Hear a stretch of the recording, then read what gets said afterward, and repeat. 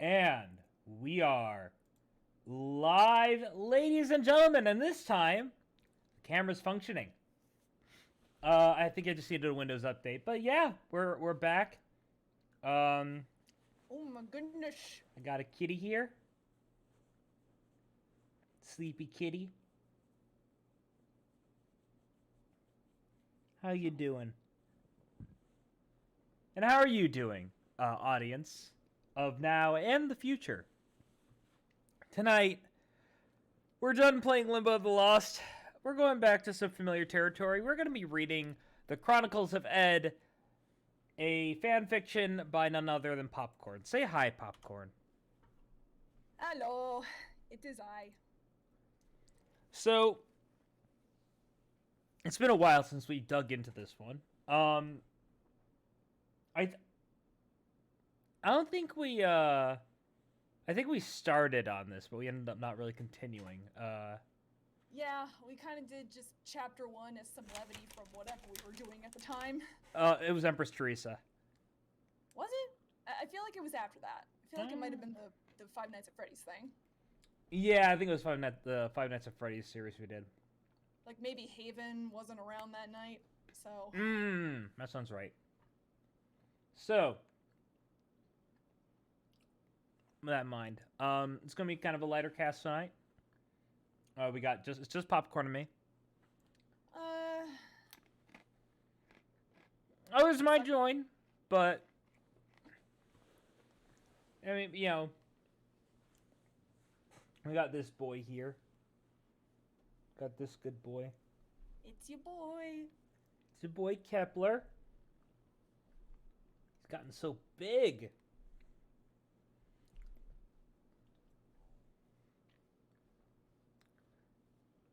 I also don't want to read tonight. I just want to hold the kitten.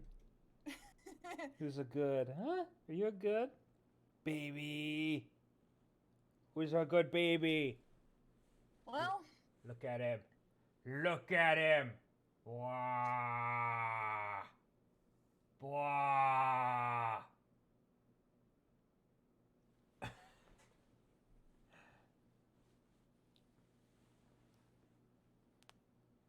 Okay. So let's pick up with chapter 2. Oh, first, would you like to read the author's note? yeah, might as well. I will say though, Wait, no, I actually. could have sworn we read this. No, we only read chapter 1. Well, not. Did we start on chapter 2 at some point and then we just ended up digging out? I don't think so. I do remember a few weeks ago, like, I think it was the week after you tried playing Limbo for the first time and it wasn't working. After that, we were going to read this, and then, I don't know, Twitch just wasn't having it that night. So we just called it off. Yeah, that sounds about right. Yeah, because I only remember reading chapter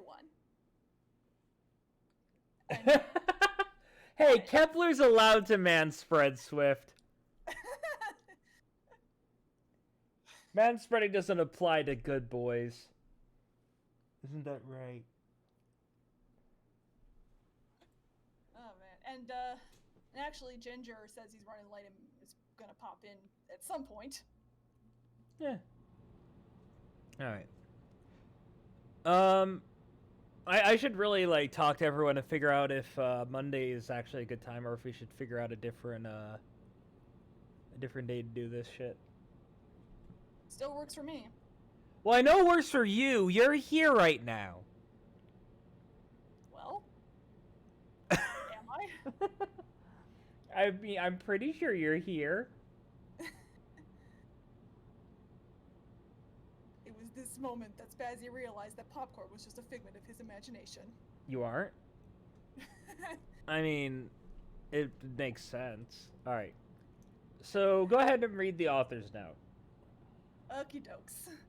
So, well, like I said at the time of me posting this, I already had 3 chapters of this baby finished. So, here's the second one. Because, yeah, I wrote 3 chapters in a row and just didn't bother to show it to anybody at the time. So, this is the one where crap gets real. Hey, Ian! Sorry, go on. Yeah, props to those who understood all the references in chapter 1 from Monty Python to Harry Potter, which I considering I wrote chapter 1 before all of that shit went down. Major props to those who know where the name Lizards and Wizards came from. Only true fans will understand that one. Anyway, let's go! Chapter 2. Doorways. Just imagining, like, the giant stone from Mario just, like, slamming down on Ed's face. That's his alarm clock. Yeah, and then I just pancake face and with a little tiny little smile. Yeah, it's like, I'm awake! Ed was slow to rouse from his slumber, drowsily mumbling and smacking his lips, curling inward in a blind search for comfort until the cold finally overwhelmed him. He lazily opened his eyes, staring across. There's a ginger. Oh, I hey! am fashionably late. I mean, No we are just starting. Yeah, we're just getting Nice. started on this. And So where are we specifically? we are chapter 2, Doorways. Of Chronicles of Chapter Ed. 2.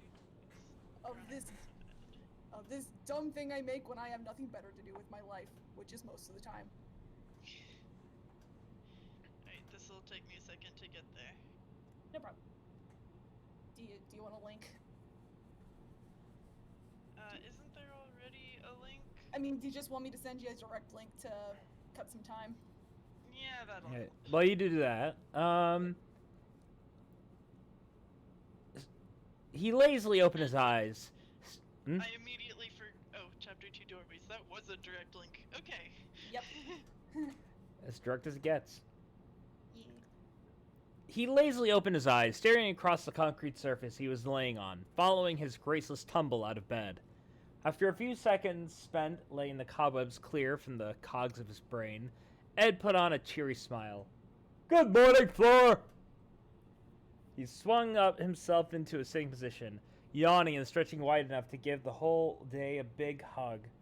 He then leaped onto his feet, shuffled over to his love seat, where his standard attire had been left to hang, ready for him to don. Good morning, chair! He blah, blah, blah, blah, blah. English. Too much hard for you? Try going school. After properly dressing himself, Ed grinned at the window, soaking in the silver light. Though it had stopped raining, the sky was still overcast from last night's storm. Nonetheless, Ed had a feeling today was going to be a good day. With a pep in his step, he strolled toward his door and prepared to greet it, stopping midway when he felt something under his foot. Oh, good morning, Drusilla! For a moment, Ed stared happily at the picture laying underneath his raised foot. Taking his time to admire Nort's artwork of Demi's Lizards and Wizards character that she had graciously decorated her folder with. The folder she kept her character information in. Oh no! Oh no! Concern finally struck in as Ed picked up the folder and stared at it like it was a nuclear football. Demi's character sheet! Without it, Drusilla the Darkbound cannot reach level 10! That sounds a little too smart for Ed. I mean, I think about it like Drusilla the Darkbound cannot exist, or is exist too fancy of a word. Drusilla the Darkbound will die. Yeah, that works. A look of resolve crossed the oaf's face as he tucked the folder under his arm, raised a fist, and marched out of the bedroom and up the stairs. For the good of Peach Vale Voyagers and the great elder beast, Antio Inuyasha! Is that Antio Inushe? It's a play on the creator's last name. Okay. To whom Drusilla has devoted herself, I, Edmund Green Toast, must return the sacred text to its rightful owner. With his quest at hand, Ed prepared to set out the proper way by first preparing himself breakfast. Upon stepping into the kitchen, the first thing he did was pop some bread in the toaster, followed shortly by him grabbing the orange juice out of the fridge and guzzling down every last drop of what was left in the carton. Unnoticed at first, Sarah sat at the kitchenette table with cereal spoon in hand and raised eyebrow directly at her brother. Seeing Ed so on edge had warranted a break from her chunky puffs, so she could ponder this unusual sight. Okay, what did you wake up to find crawling on your bed today? Mom! No, What'd you say? You kind of Mom. off. I said mom. I don't know. Oh god. The U.S. Senate! Somehow that's even better. No spiders today, baby sister! Ed replied, raising the folder for her to see. Our faithful witch is without her character sheet, and it is my duty as warrior of the ancient code to return it to her. Oh. Sarah lowered her eyebrows and frowned flatly at Ed. The fact that he was so worked up over one of his roleplay friends forgetting their papers or books or whatever was certainly expected, not to mention underwhelming. And once I have completed this hearty breakfast, I shall set out at once to complete this task. You can't! I shall set out at once to complete this task. And then, Did you hear me say you can't? yeah, I know. I was going to see how long I could go back and forth. Oh. Moo! Ed had taken a bite of his freshly buttered toast when Sarah made her objection. Moo! Jimmy's getting his retainer off today! Sarah elaborated. Mom said you're supposed to walk me to the orthodontist to pick him up, remember? I just noticed I made a mistake here. Ed tapped his chin. He doesn't have one of those. My bad. I mean, I would just replace it with what one might presume is his chin. Yeah. Also, Jimmy's getting his retainer off today. They're giving him a new one because this is one defining character trait. No. When his defining character trait isn't being a manipulative bastard. Yeah, Jimmy is really manipulative, isn't he? Yeah. Eddie taught him well. Oh yeah, Eddie did train him, didn't he?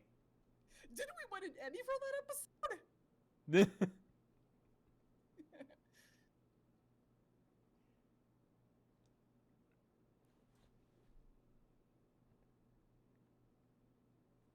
Ed tapped his chin, pondering long and hard about this new, or rather old and forgotten information. It was Monday, wasn't it? He vaguely recalled Sarah and Jimmy discussing an appointment of some sort. Just yesterday, Mom did say something about taking a walk, but was she directing that order at Ed or Dad? Either one wouldn't have been surprising. Oh yeah! His paternal responsibilities did eventually click in Ed's mind, but that didn't deter him from the quest he had placed upon himself. But Demi needs to mark down all for level 10 powers and upgrades! You have a whole week to get ready for your next game. Sarah insisted with clear annoyance. We have 2 hours to pick up Jimmy. But he lives literally across the street!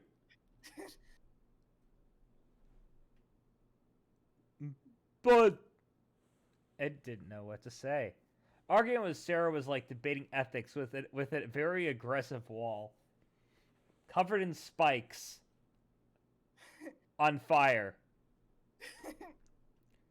It was hard to admit, but sometimes Ed could be as stubborn as her, even if his thick-headedness was chalked up to more unbreakable ignorance and true tenacity.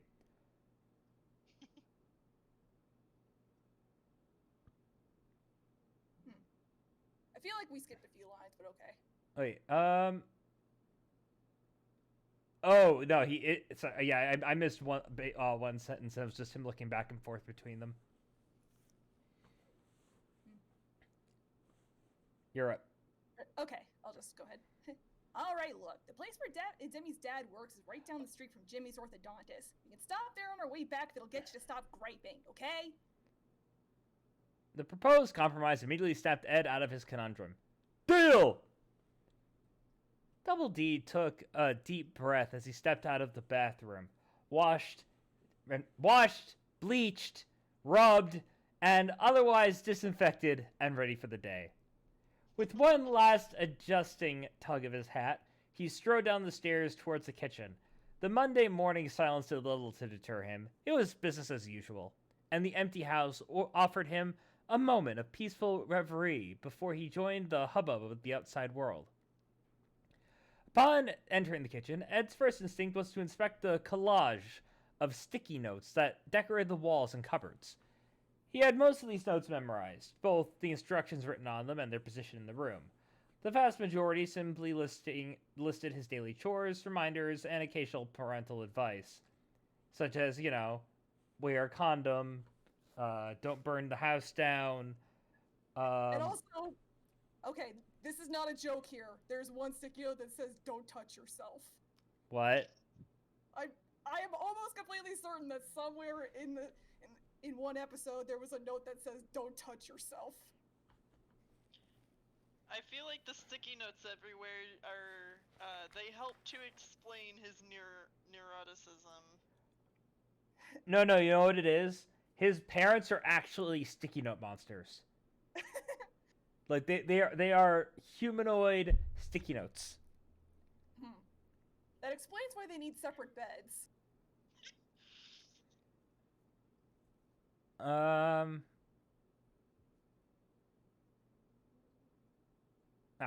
At first glance, he couldn't find any new sticky notes, though perhaps he would spot something out of the ordinary once his mind and senses have been sharpened by a healthy breakfast.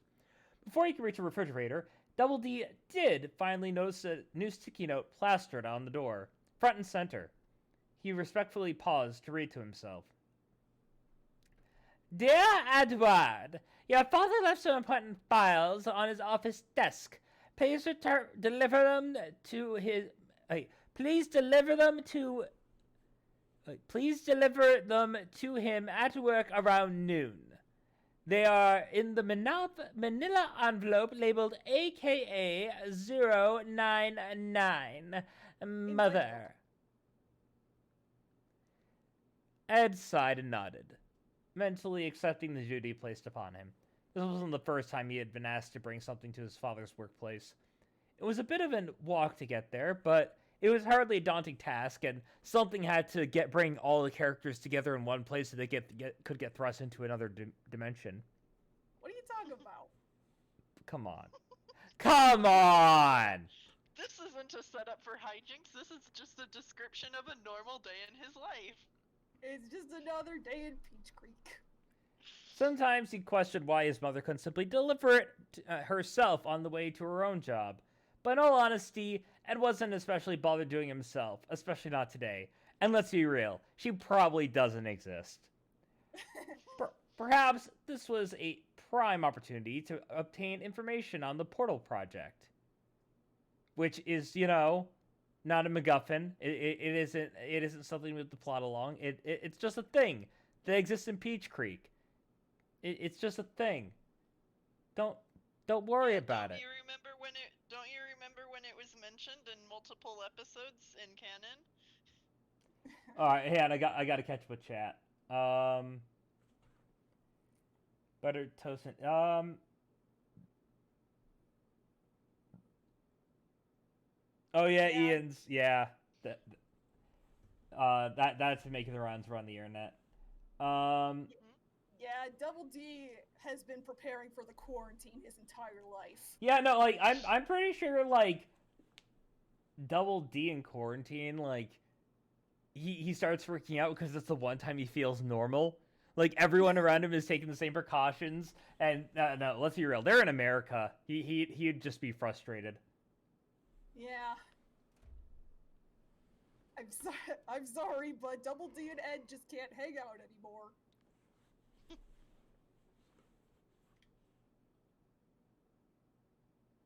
At least Ed would have no issues wearing a mask. He has no chin for it to say. He just kind of a flat piece of paper, just plop it over. Also, I found the exact screenshot. I posted it on the Discord. If I want to reach across for my mouse to properly click, I need to move my hand. My hand is currently cradling the cat.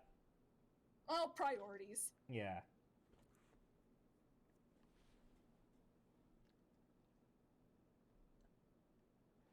Eddie didn't want to get out of bed.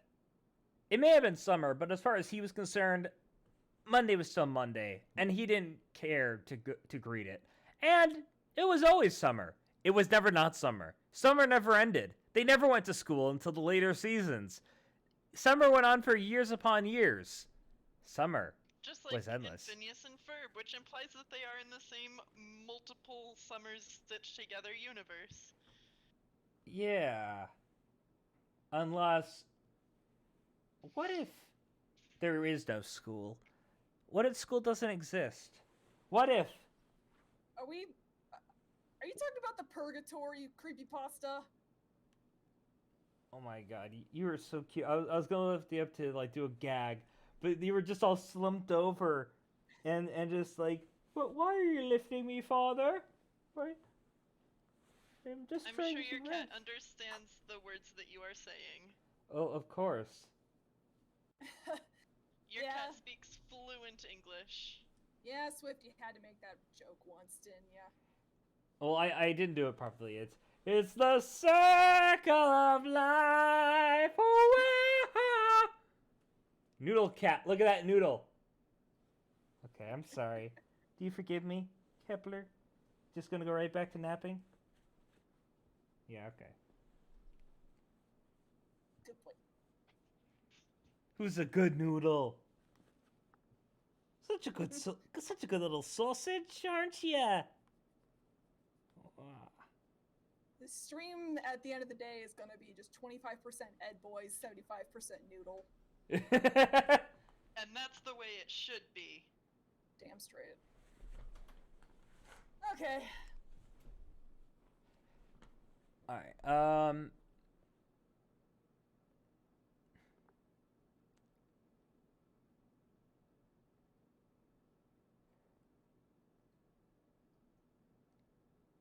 or was oh yeah, the overcast sky was a powdery gray blue color, and wait, did I? Oh, what? Well, yeah. Wow, I missed the entire section. It was Monday, still Monday. He didn't care to Yep, read I see it. Yep. To his dismay, though, he had been roused earlier than he would have liked by his parents shouting down the hall. He couldn't make out what they were saying, partially out of exhaustion and partially out of his natural instinct to tune them out.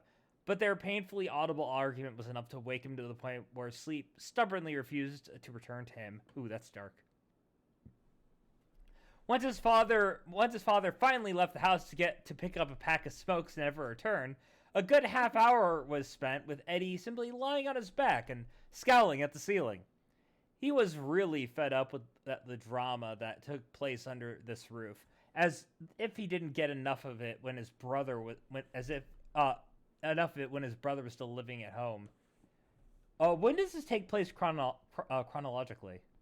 After the Big Picture show. Okay, so at this point, he finally recognizes that his brother's an ass. Yes.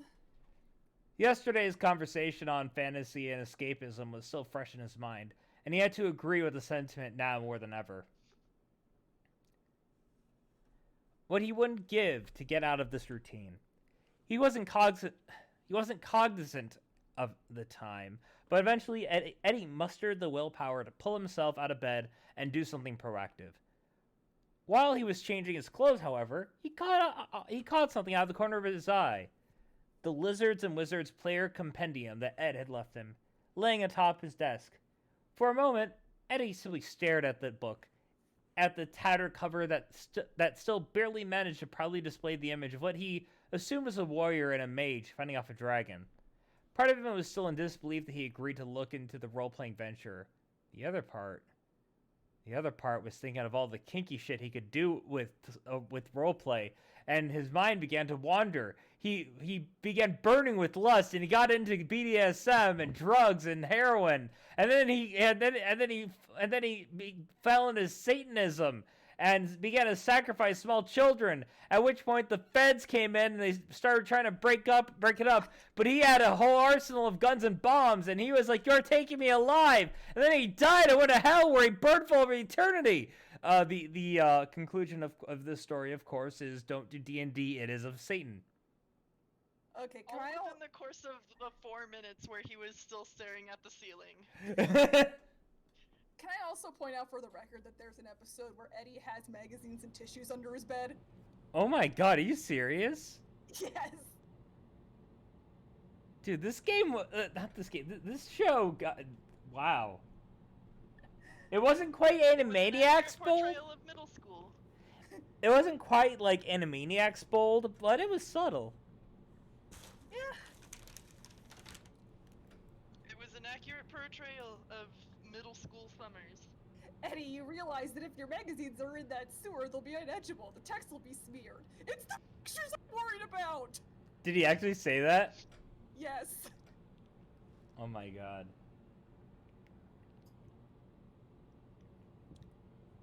I couldn't find any scissors, so I'm gonna cut this yarn with a knife. I know you guys don't care about that, but... Are you dying on the inside? I really wish I could find scissors.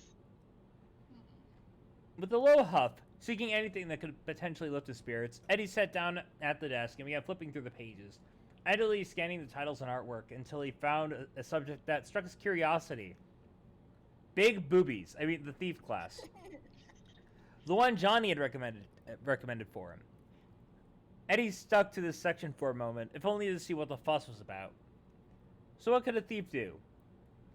Sneak attack seemed a given, and there's a lot of potential for damage too. Agile dodge and circumvention look useful against attackers. Boy, this class allowed an insane amount of skills, wasn't it? Probably make up for its lack of spellcasting abilities outside of certain archetypes. Wait, they could do what at level 20? Man, this kind of looked like... this actually kind of looked like fun. The sound of a door slamming caught Eddie's ear, followed shortly by the other car pulling out of his driveway. Mom must be going to the store to pick up milk and never return, or her book club, or whatever she did on Monday mornings that he lost track of. Fine by him, as a potentially awkward interaction over his breakfast. Might as well take it a step further and ensure he wasn't around when his parents came home, and that's when he took out the noose. Don't kill yourselves, kids. I will say, a bit of criticism. As someone that doesn't know anything about D&D, the idea of being able to recognize the high potential for damage is kind of more of a math thing, and agile dodge and it's a little too. It's clearly written by someone that understands D&D for a character that doesn't.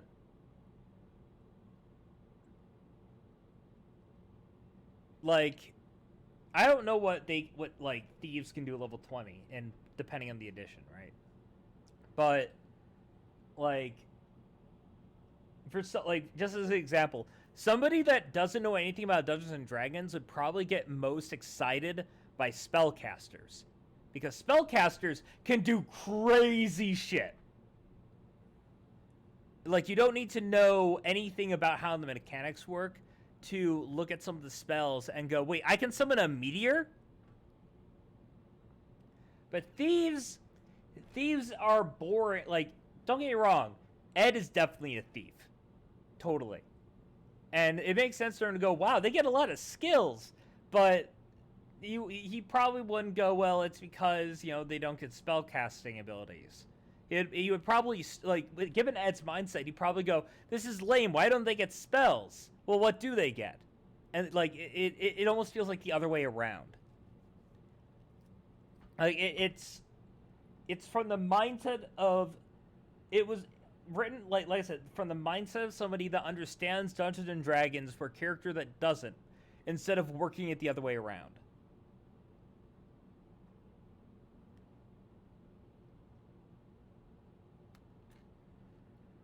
I like it, the character building, but it's a really small, that one pair, it's just a little small detail, he should get it, he should start getting excited after he recognizes what they can do, but first, given Ed's personality, he would start with what they can't do. He would be comparing, alright, so hear me out, right? So, there was a time I didn't know anything about Dungeons and Dragons. There is such a time in all of our lives. Yeah. Well, there was a time when nobody knew anything about Dungeons and Dragons because it didn't exist yet. There was a time. Yeah, you can't beat that. There's no rebuttal to that. So, when I thought Dungeons and Dragons, and the weird, cool shit you could do, like nobody wants to be a warrior to start out with, right? Like you start like maybe like you start like here are the classes and you think warrior, but like when the classes are laid out for you. You think of like the spellcasters, right? Like throwing fireballs around and the crazy flashy shit. Like if you are if you're an attention whore, which let's be real, Eddie isn't a fucking attention whore. You're gonna want to go for the flashy class, and I see him looking at it, immediately going to the spells, and he's looking over the spells like, wow, this is so cool, and then he starts trying to understand how it works, and he's just. I'm sorry, what spell slot? Like start like throwing in technical terms, and he's getting overwhelmed, and he's like, "Oh, this is stupid." Well, what about that one that Johnny suggested? And then he'd go to the thief, and he'd start trying to compare it to the mage, because like the mage seems really cool, it can do all this flashy shit, but it's he's like, well, it's way too complicated for me. I don't like it, and he starts looking at maybe then he goes to the warrior, and he's like, wow, the warrior's boring. Like, all I do is stab shit. And then he thinks of the thief, goes to the thief, and he starts comparing it with the two. Like, okay, I like it more than the warrior because I'm doing stuff. Like I don't have any spells. What do I get instead of the spells? And like maybe make a note of like he doesn't really understand the mechanics yet, because let's be real, like mechanics takes a bit to like understand. Like he looks at, well, they get sneak attack. Well, what's sneak attack? Like, okay, so I sneak up on enemies, I do more damage. Maybe like add a bit more of him like not really understanding necessarily what it all means, but like he understands thief. Like he doesn't understand mage at all, but mage sounds really cool. He understands warrior, but warrior's boring. And then he gets a thief, and it's like, all right, yeah, this kind of makes sense. And he's connecting the dots, like, because the way it's written right now, it's there's so much like there needs to be more to get him attached to a thief. Okay, genuine question, because I've only seen like one episode of Ed, Edd and Eddy. Does Eddie ever play video games? I don't think there's a point to it where any of them play video games in the show, really. Yeah, so this would be probably his first introduction to those fantasy archetypes, because let's be real, he's not reading novels. Well, he probably watches movies. Yeah. That's true. Yeah, definitely that one. But it would definitely, either way, be his first introduction to the mechanics, because he wouldn't be able to be like, oh, I know this from a video game. He'd be looking at the numbers for the first time. Like, yeah. He might go like agility. Well, what does agility do? Well, I don't really understand what it does, but yeah, thieves are agile. Like, started out with like, you don't understand what any of it means, and you're just trying to translate it with your lizard brain. All right, I need to go to the bathroom. Can somebody else pick up for me while I'm gone? Okay. All right, Katie, I gotta kick you off my lap. Alright, where are we? And just one other thing real quick.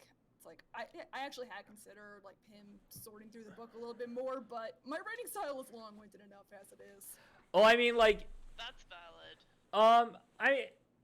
What I would do then is instead like go through his thought you don't necessarily need to like go over every detail, but kind of hit like the highlights. And like let's be real, in this situation, he wouldn't be going through the whole book either. He would just be looking at the thief class. All right, I got to go to the bathroom. We are at look kind of fun. Sound of the door might as well take it a step further and ensure he... Yeah, all right, so you're at the air outside was thick and muggy. No, Cat, I'm standing up. You can't sit on my lap. I'll be right back. Okay. outside air was thick and muggy, and the roads were slick and outlined with puddles, remnants of the storm the night before. The overcast sky was a powdery gray-blue color, and though the humidity was high, the fog was relatively minimal. Just enough that the horizon was obscured, but one could see where they were going. Double D stepped out his front door, locking it behind him. He paused to take a deep breath of the fresh, earthy smell and the glistening sight of the rain-soaked landscape. He certainly enjoyed the summer sun, but even a gray day such as this was a thing of beauty to the young man. With that sentiment... Besides, summer rains, you can never predict them. True. Ed, that's racist. You can't say the Ed word. Sorry, just responding to Swift. Oh, okay. With that sentiment in mind, Double D adjusted the envelope tucked under his arm and started making his way down the driveway, mindful of every water hazard. Just as he reached the sidewalk, looking over his shoulder at the cul-de-sac behind him, Ed noticed a certain neighbor exiting his own house, his eyes turned in roughly the same direction.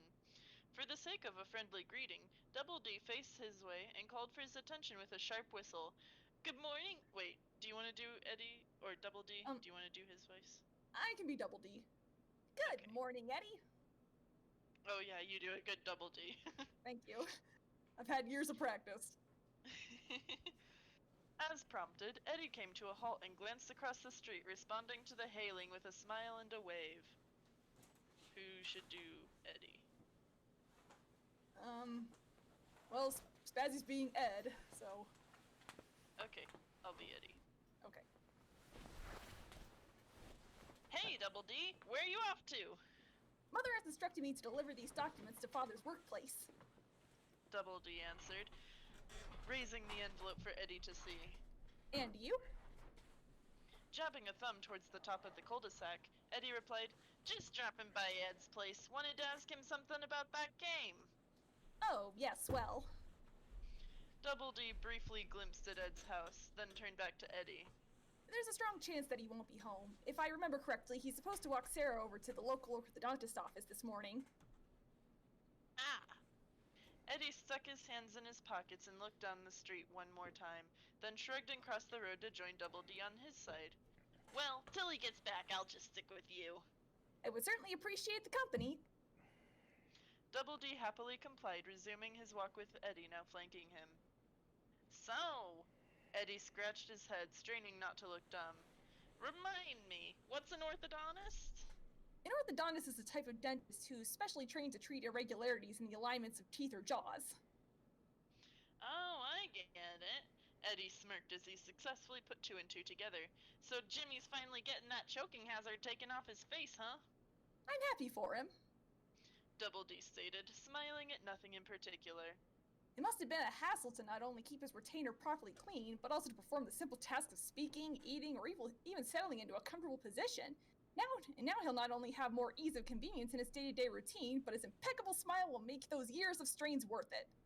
Oh god, I want to point out something I learned when I got my braces is that if you didn't properly care for your teeth when you had braces, you could get holes on the front of your teeth. Yeah. So I'm just Oh.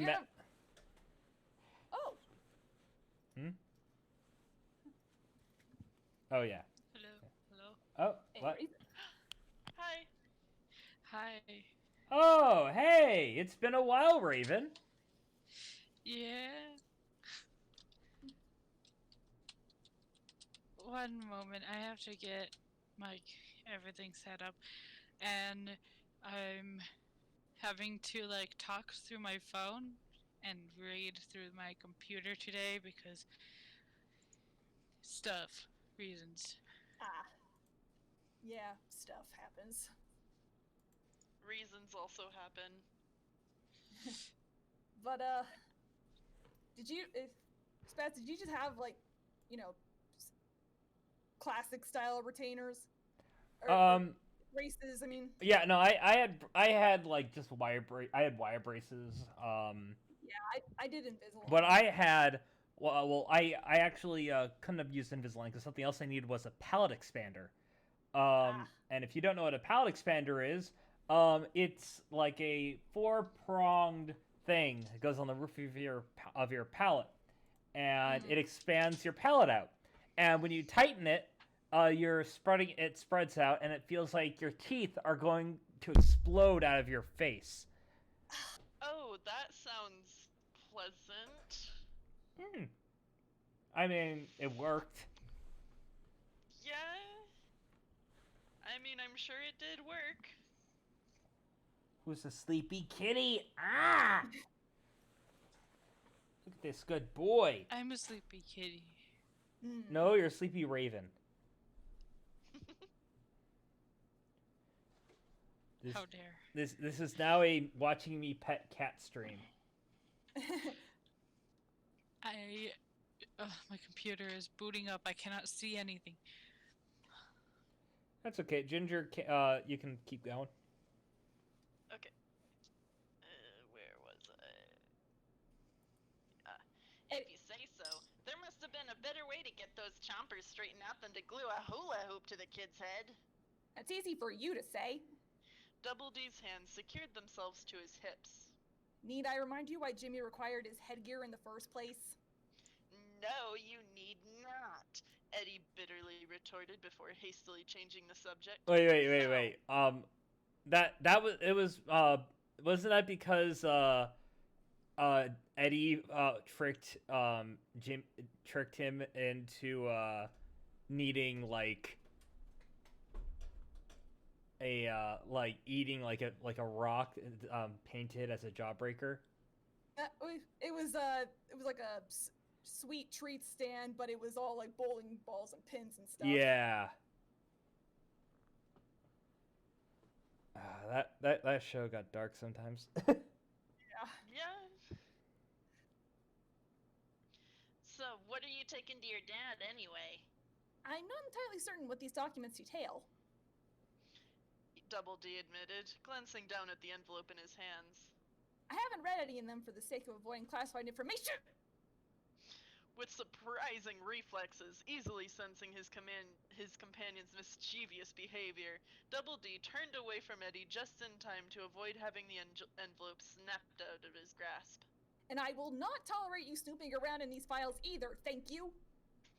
Fine, Eddie grumbled, shoving his sticky fingers back in his pockets. Probably just a bunch of science mumbo-jumbo anyway. It was magazines. Double D took a deep breath and tucked the envelope under his arm again.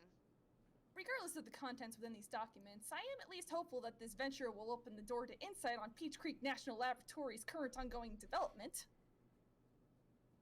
Oh yeah, the portal thing. Eddie grinned and lightly kicked up a puddle mid-walk.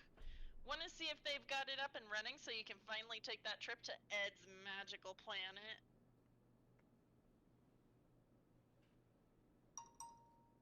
After a brief snicker, Double D continued. If Demi's presumptions towards the nature of this project are true, then color me intrigued. Any progress made within the fields of both transportation and resonance phenomena is bound to be fascinating. If Father permits me, I would very much appreciate the opportunity to inquire about quantum friction. For the love of... Eddie had to roll his eyes at all. Yeah, wait. Let me try Eddie. Let me try Eddie. For the love of. Because he has a bit of that going on, doesn't he? Not right. I wouldn't really call it whatever that noise was. Well, it's exaggerated, but it's a bit of this. The only way to get it right is to get it wrong. All right, It's working again. I can't do a good Eddie voice, I apologize. It's okay.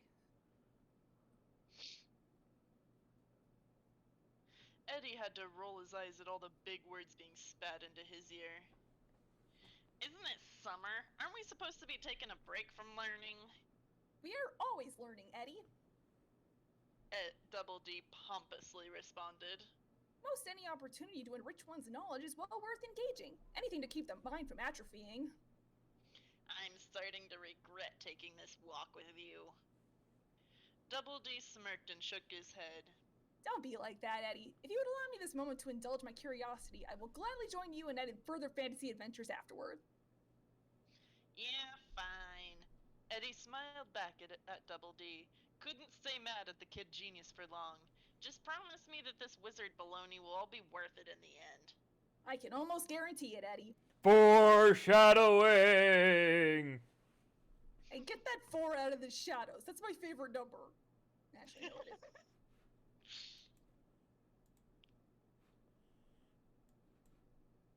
And now on to my fan character.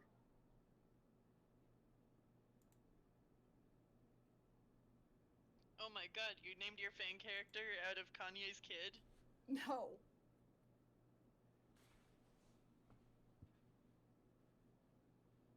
Kanye named his kid after your fan character? Yes. Go with that. Hey guys, Dog. Oh my god. where can Hello? I grab the where to read this? It's under fanfiction request, fanfiction request channel. Somewhere. Is it pinned? Might be. Anyone still have that direct link floating about? Let me just. There. Thank you. You're welcome. Where are we?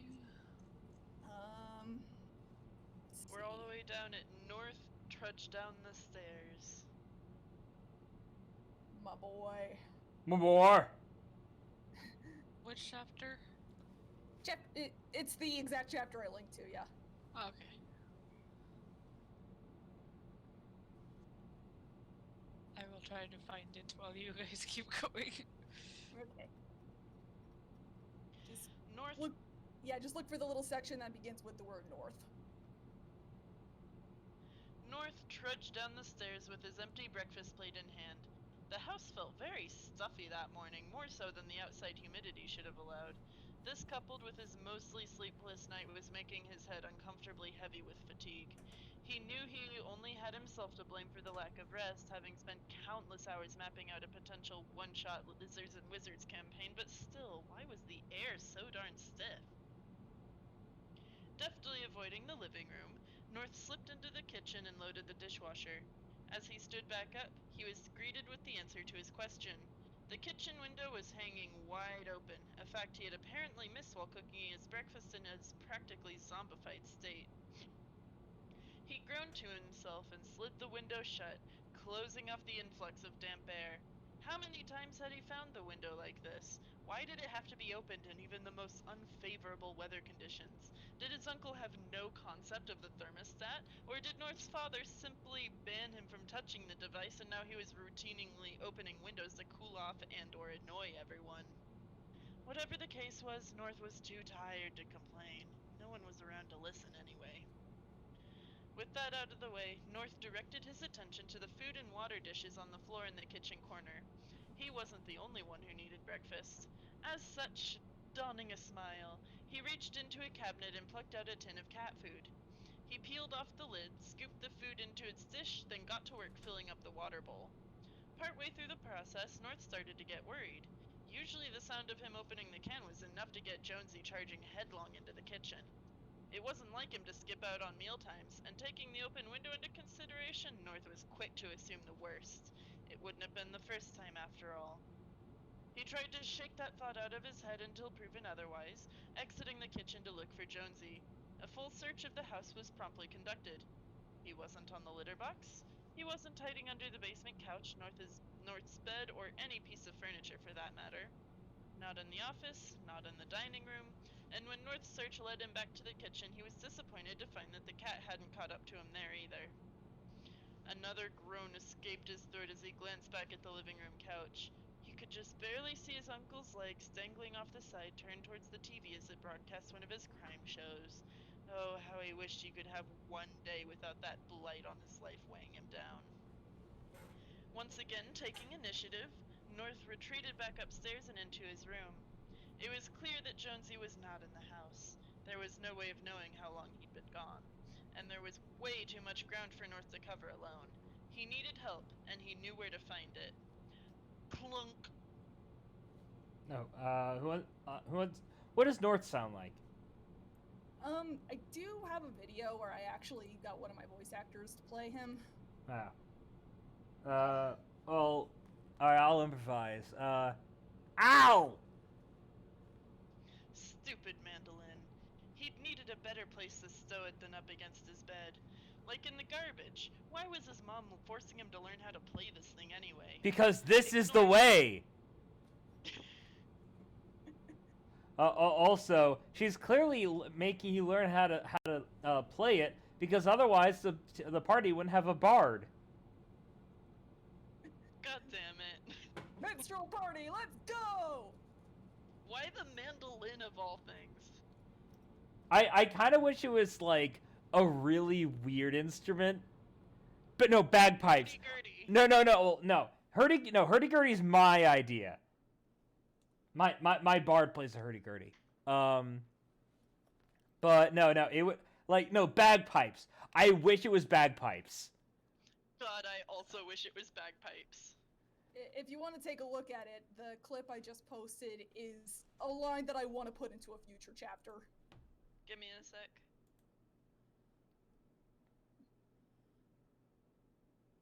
Powder my nose? What is this fan fiction rated again? All right.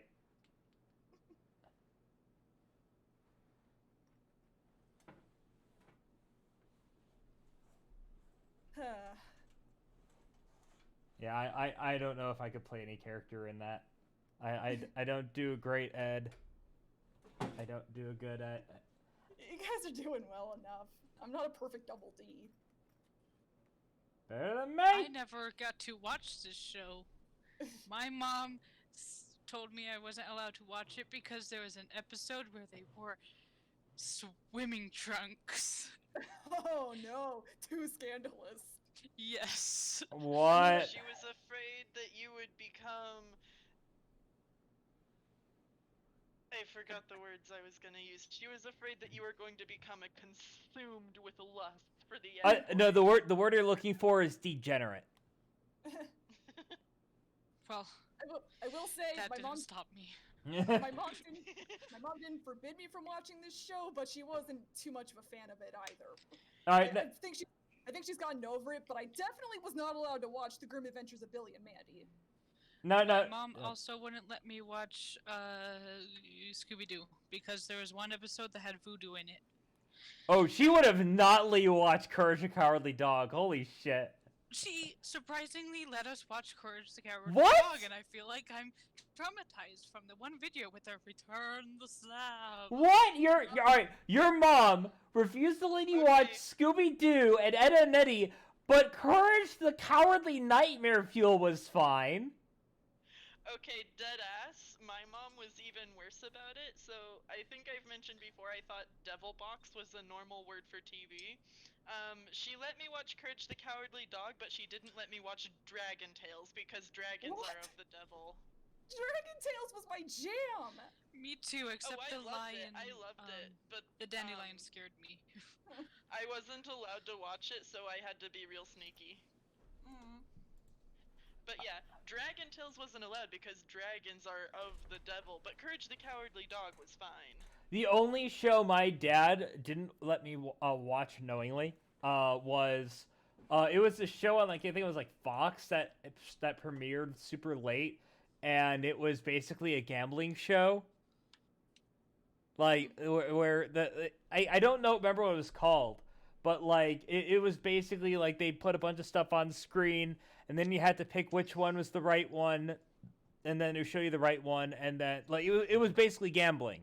They weren't facilitate. They were it was like they were giving you the things to bet on. And I remember the first one was, which of these little girls is actually a boy? And I guessed it right, and it was the one little girl that had their socks pushed down instead of pulled all the way up. That's really weird. I don't like that concept. Yeah, I don't remember. It was I don't remember what it was called. I know it had this serious Japanese overtone. But yeah, that's the only show my dad didn't want me to watch because it was for gambling. I will say my mom never said anything about Courage the Cowardly Dog, but I was a huge pussy when I was a kid, so I just didn't watch it. Yeah. To give you guys context, my dad bought me Grand Theft Auto. My dad bought me Grand Theft Auto San Andreas. I was in the 6th grade. And this was and just so you're aware, yes, this is the version of Grand Theft Auto San Andreas that was rated AO because of an exploit that was found in it to bring up the deleted side mission, Hot Coffee. My dad never complained about me playing it. The only thing he ever did was while I was on a driving rampage with 5 stars running people over, he calmly got my attention and said, "When you turn 16, you are not to use this to practice." That's like a For what while it's ago. worth, the hot coffee thing doesn't apply to anyone who doesn't actively look for the exploit. Well, yeah, but like, yeah, my version of GTA San Andreas has AO on it. I think they bought me 2 different AO games. The other one was State of Emergency, a game in which you can beat people to death with other people's skulls. Oh, lovely. It's like a while Your ago. parents would have, my parents would have hated your parents. Well, my dad actually, the reason why he bought me GTA, it was actually sound reasoning. He was positive that if he didn't buy it for me and let me play in an environment that he could control, I would play it at a friend's house. And you know what? He was right. Because my friend Mark Miga had the game. No, he had a GTA, the one before San Andreas, GTA 3, was it? Well, Vice City. He had Vice City. That's really good logic, actually. I know that my mom thought that Pokemon was satanic because it had the word evolution in it, so I just watched that at my neighbor's house. Wow. My mom thought that all anime was this hentai thing she heard of. Yeah, I hate to break it to you, whoever I'm talking to, but regardless of whether you believe humans evolved from monkeys, the concept of evolution is a thing. No, reject modernity, return to monkey. I want to return to monkey. I'm tired of sentient life. I also just want to point out Monkeys are technically sentient. Oh my god! Well, I meant I'm tired of being human. Anyway. Can I speak? Yes. Sorry. No. Just kidding, go ahead. Yeah, I'm go just for it. I'm just thinking about a Let's Play I was watching a while ago where the guy was talking about, like, as a kid, he played Conker's Bad Fur Day. Oh no!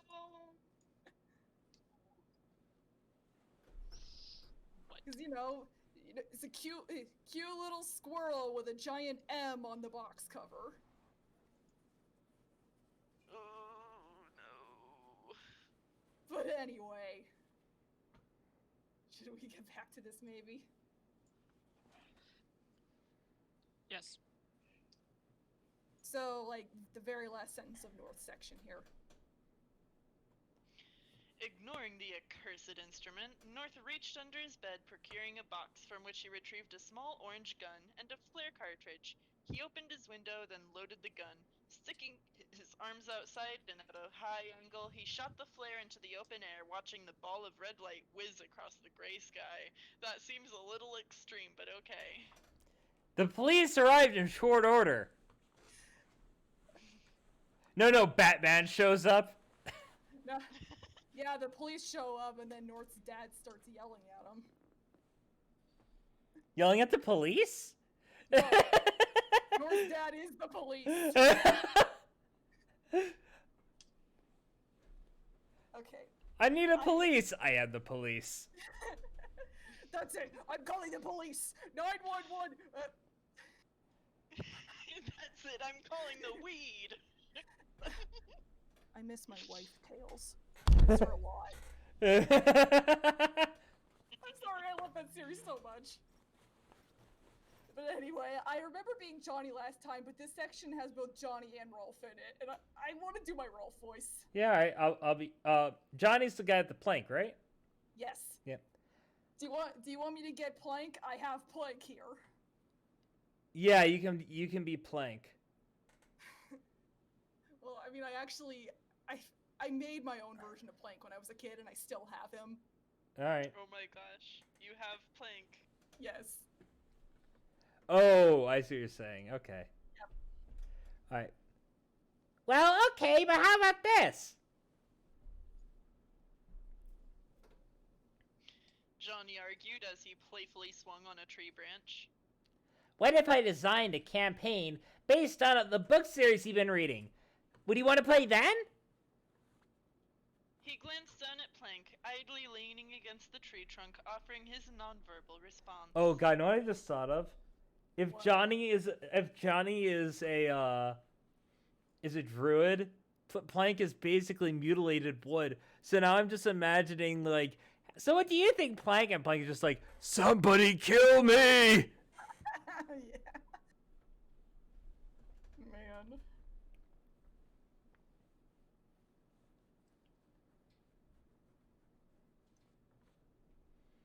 Johnny?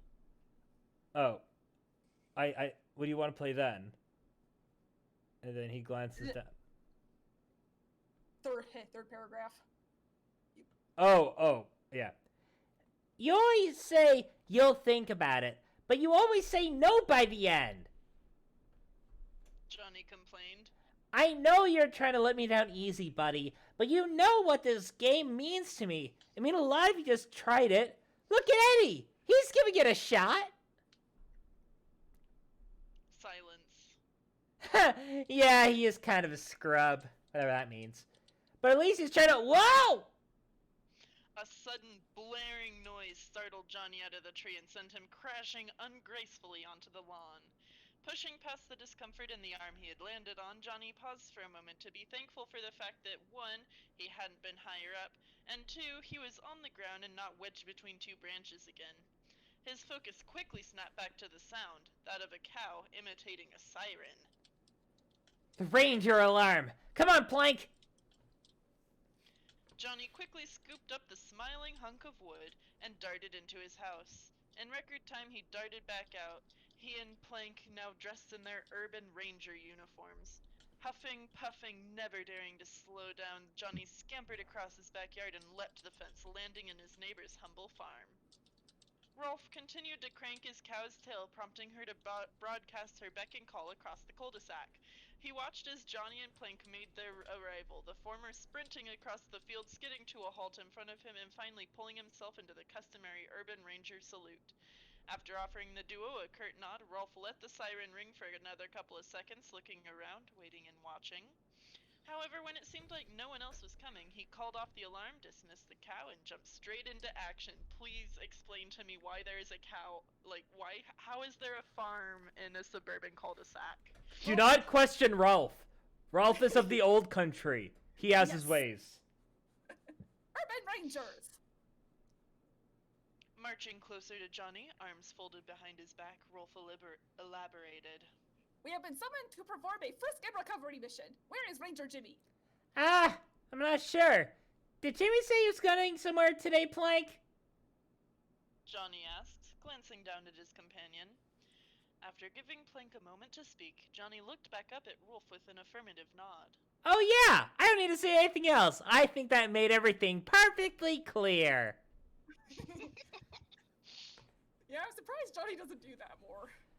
He's getting his retainer off today, sir. Ah, so the delicate one's dental fixture has completed its purpose. Rolf mused, rubbing his chin. Very good. Rolf will not reprimand Ranger Jimmy for his absence. He already possesses the feline rescue badge, after all. Feline rescue? Uh-oh. North loses cat again? It would seem that way. Rolf confirmed. We will begin our search in the community of industry. Keep a watchful eye and cover your ground. But do not stray far from Rolf's ear. Yes, sir! With the mission made clear, Wolf stood tall, gripping his fists, and performed an about-face, turning his back to Johnny and placing the two in a straight line. March! With Rolf leading the way, his and Johnny's footsteps in perfect rhythm, the three urban rangers paraded out of the farm, down the sidewalk, and towards the industrial district of downtown Peach Creek, ready to carry out their responsibility to their neighbor and friend. Because, we have to get everyone in the same place so they can get pulled into a separate dimension. Nothing of the sort. They just are having normal hijinks, normal Peach Creek hijinks. This isn't building up to anything. It's just a description of their daily lives. Kevin briefly paused his work, looking up from his bike to watch the urban rangers march past on the opposite side of the street. Well, 3 of them at least. Fluffy seemed to be absent today. The ridiculous image earned a scoff from the jock. Where were they off to with such pomp and circumstance? Probably going to save a cat from a tree or something mediocre like that. What sheep. Leaving the urban losers to their business, Kevin resumed his repair job. All he had to do was oil up the chain and his bike would be ready to ride again. A few drops here, a few drops there, turn the pedals and revel in the whispered quiet crank of the gears. Perfect. Kevin beamed with pride as he placed his tools back in their box and turned his bike right side up. After all that hard work, he was ready to have some fun with this baby. He hastily returned his toolbox to their proper spot in the garage and dusted his hands off, ready to ride. As he stepped back outside, however, he noticed something up the street. One of the houses had its garage door up, one that had not been raised in 2 weeks. Moreover, there was clearly a car parked inside, one that he had not seen in the same amount of time. Who gonna be Kevin? Well, I think it should probably be Raven, the one with the most masculine voice here. Oh wait, I have No, I'm pulling your leg. the euphoria. One moment, I was getting distracted setting an invoice. No problem. I mean, we do have 2 characters in this scene that still need voices. Yeah, I'll also be Naz. This will be my Naz voice. Hey, Kev, how you doing? I missed your succulent face. Okay, where am I?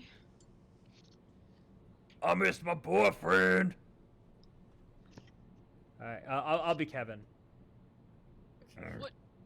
Me be Kevin? No, I'll be Kevin. Wait, or did you want to be Kevin? You can be Kevin. Are you? You can be Naz. What? What'd you say, Ginger? Raven needs to have at least one voice. What about Naz? Yeah. Naz works. I'll be Naz. Oh yeah, there was an episode where Naz got fat. What? Don't worry about it. There was a flashback episode that revealed that Naz used to be fat.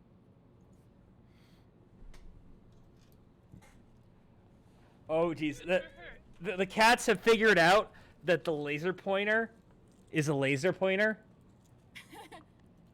So the second I picked it up, I want to steal Oh your my cat. goodness. all right, hang on, I'll move out of the way for the show while the reading continues. Okay. I want to steal your cat.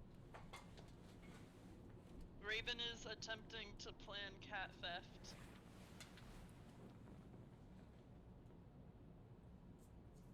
Where'd he go? Oh, Raven is conspiring to commit cat theft. And yes, Swift, that is correct. I know you mentioned it a little while ago, but I'm just confirming, yes, I named North's cat after the cat from Alien. And when I get my own cat, I'm gonna do the same. Who's reading next? I don't know, who's being Kevin? I'll be Kevin. That means you need to read next. Oh. I want to steal your cat. I want to steal both of them. Raven, you're not gonna believe this. There's What? actually 3 of them. I will. What? No, I only have 2 cats. I've stolen the third one. Yeah, you can keep the third one. They're actually they did have a sister that I didn't get because I could only get 2 cats. Yeah. I remember when they were all 3 together. Yeah, I don't know what came Is of. this kitty intermission? Oh no, Naz. An eager smile spread across Kevin's face as he hopped atop his bike and started tearing asphalt. Yo, Naz! He raced across the cul-de-sac, screeching to a halt in the selected driveway. Without missing a beat, he leapt back off, lowered the kickstand, then bolted up to the front door and gave it an enthusiastic knock. It felt like it had been a lifetime since he'd last seen Naz, and he was absolutely elated, a word not often used to describe Kevin, to have her back. A few seconds passed, waiting for someone to answer. Finally, the door flew open, revealing the blonde beauty. Okay, what voice should I? Valley Girl. Yeah, Naz does kind of have that going A on. bit of a Valley Girl, a bit of Girl Next Door vibe. Yeah, it's like they kind of turned her into a dumb blonde in the later season. She actually started out fairly reasonable. Kevin. Hey, Naz! Kevin gleefully hollered, pulling Naz into a joyous embrace which she did not hesitate to return. Missed you, babe. I'm gay. When you get back? Oh man, the Kev Ed shipping, I hate it. Oh my gosh, just last night. Naz laughed, equally as excited to be back among friends. It's so good to see you again.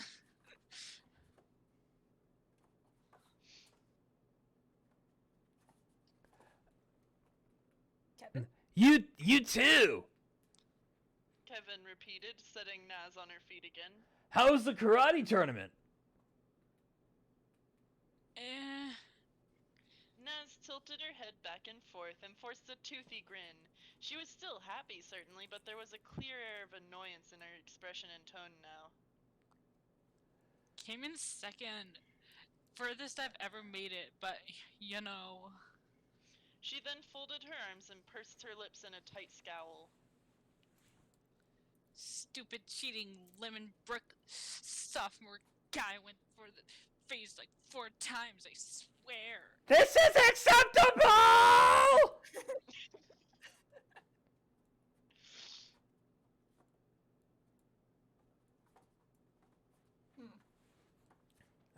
Kevin? Yeah. Man, that's bunk. Kevin grunted sympathetically. I mean, second place, that's pretty dope. But I haven't even met this dirtbag. And even I know you deserve it more than him. I mean, you're so perfect and awesome. I'm not simping, you're simping. Oh shit, that's right. This is Twitch. I'm not allowed to say simp anymore. Oh, Wait, darn what? it. Cancelled. Yeah, I know. Twitch guidelines don't allow you to use simp.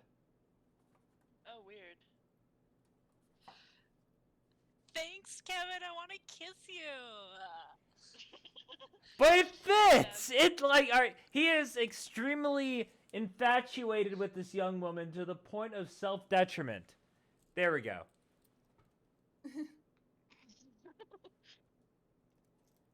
Legit though, it's gonna turn out she's a lesbian.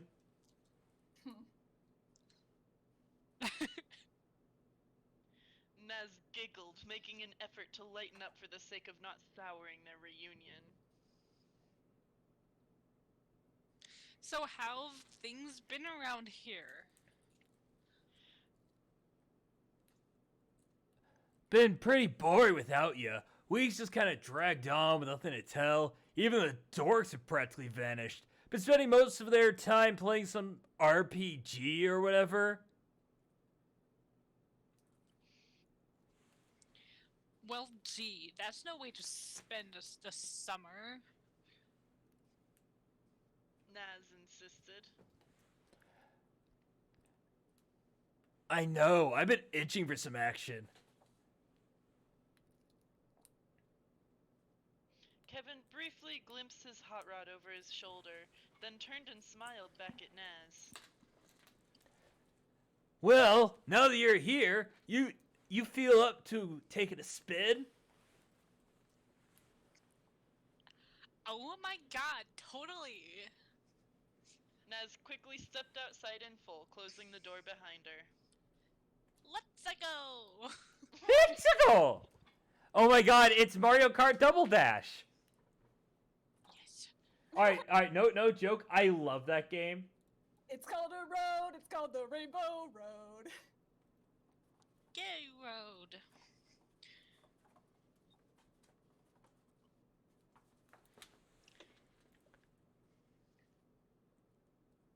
Kevin, Leading just- the Alright. way, Awesome!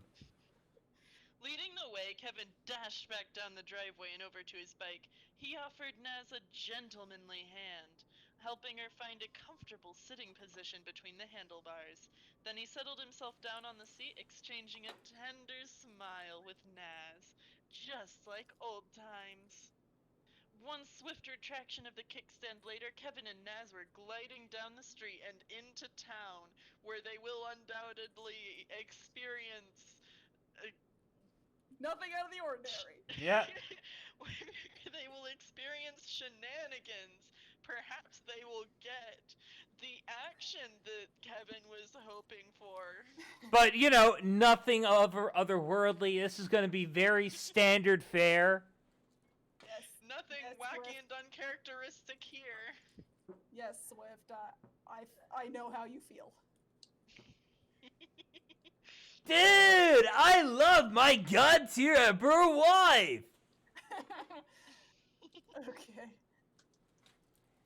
And now Swift's girl. It was taking Demi a while to figure out how she was going to spend her Monday. She'd run her minuscule supply of books dry, and she wasn't in the mood to reread any of them. She didn't have any money to spend at the pawn shop, she lacked the supplies she needed for her usual games, and besides, she knew she'd be grounded if she filled the house with balloons again. It was such a perfect scheme, though. Put $5 in one balloon, fill one with noxious gas, and have Maya pop every balloon until she found one or the other. Mia. So, for the first couple hours of consciousness, Demi, bored out of her skull, sat on her bed and carved Wiccan symbols into the wall while pop-punk music blasted through her radio. She was every bit a middle schooler. Yes, absolutely. I don't know if filling balloons with noxious gas and preparing Saw-like torture scenarios is exactly a standard middle school. That's That- a normal part of middle school. Everyone does that in middle school. It's the noxious gas and jigsaw traps That for was- your little siblings phase. Okay, the thing about the balloons was a direct reference to April from Parks and Rec because Swift based Demi off of her. Oh, I see.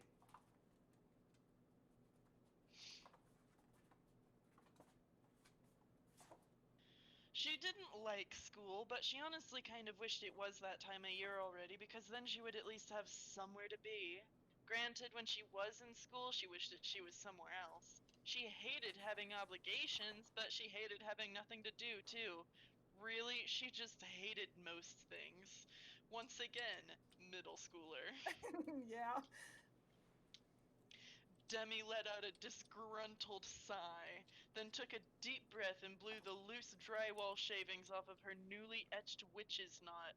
With that done, she immediately began a new carving, this time with no real direction initially in mind.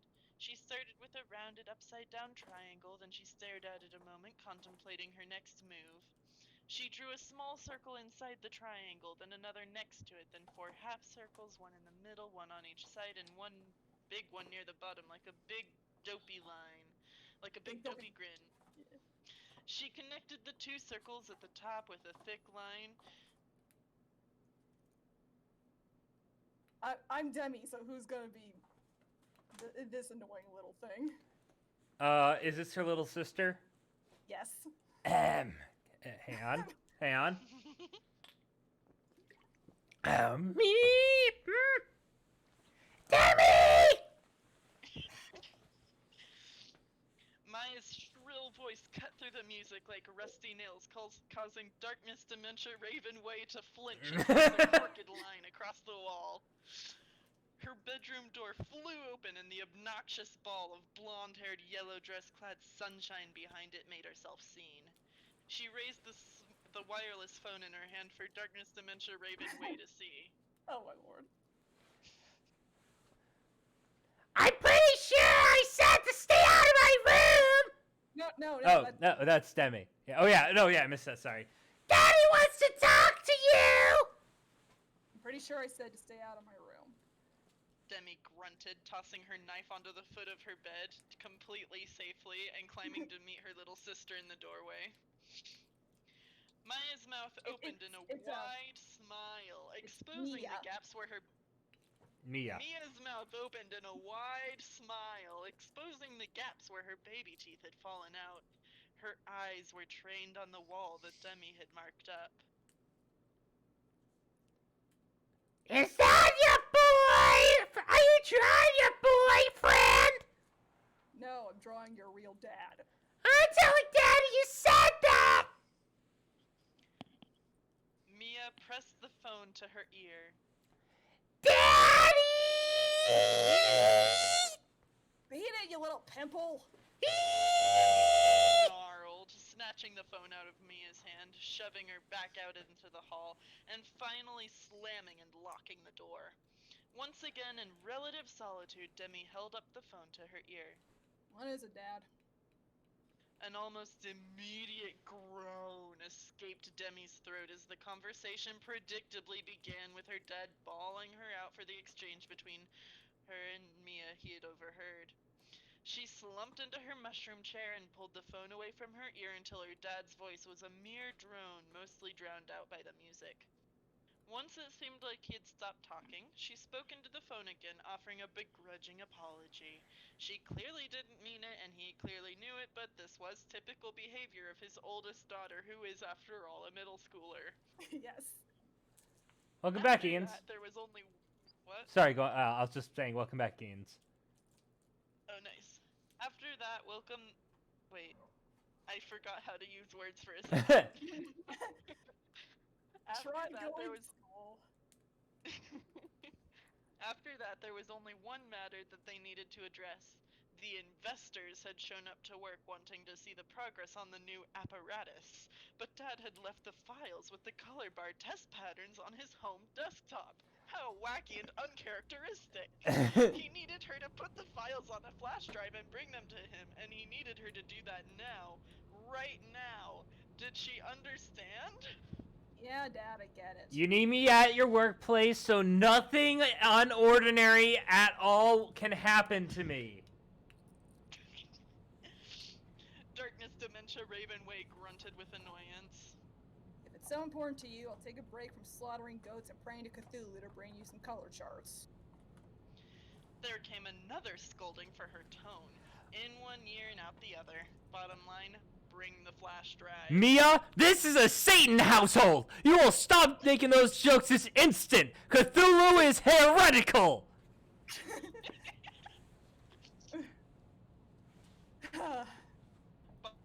And we only slaughter babies here, not goats. Goats are sacred. Okay, Dad, whatever you say. See you in 10. Darkness Dementia Ravenway hung up without another word. She stood up, turned off her radio, then stepped out into the hallway and down to her father's office, ready to get this procedure done and over with. At least now she had something to do, even if that something was stupid and boring. I honestly really love writing for Demi. Alright, so, bit of criticism here. You needed an additional chapter. This is the chapter where everyone gets pulled in. I know because it's obvious. But you've introduced two characters not at all related to Ed and Nettie. So that like theoretically the first chapter would be to establish them. Second chapter finishing off that establishment. But now you've introduced Demi, who we don't even know the appearance of. Like Obviously she has the long black hair with purple streaks and red tips and eyes like limpid tears. No. So I feel like an additional chapter to flesh out these fan characters would be very good. But otherwise, yeah, I'm liking where this is going so far. And Swift, go fuck yourself.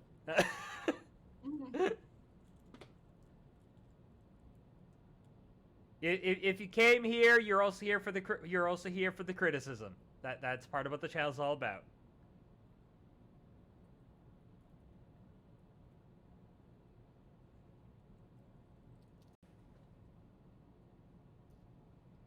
I love this. The cat is watching me move the laser pointer around, and he's just like anxiously trying to see like where the dot is. There it is. No, it's there now. That's weird.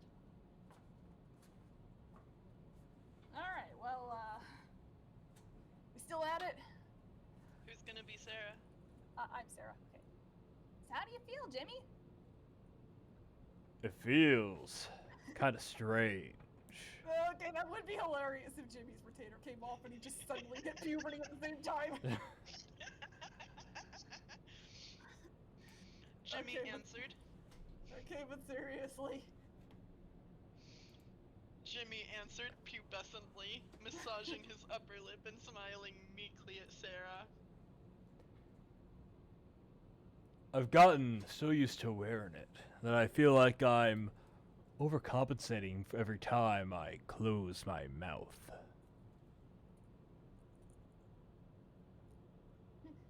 Sorry, brief distraction, but just think.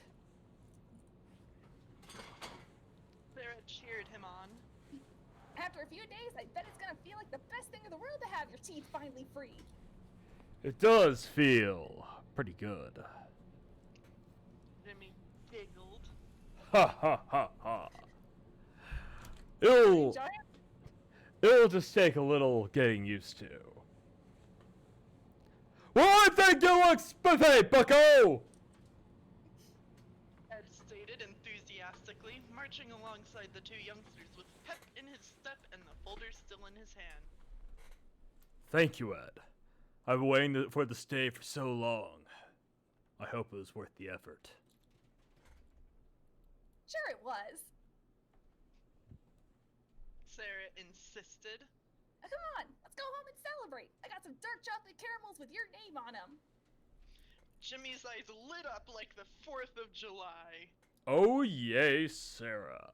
No more gooey caramel in my retainer. Yummy!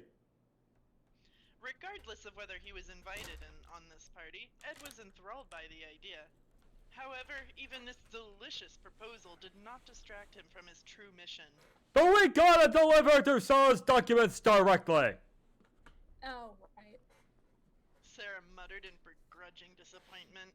She did promise they would do that. Well, let's hurry it up then. So Sarah's class is Berserker, right?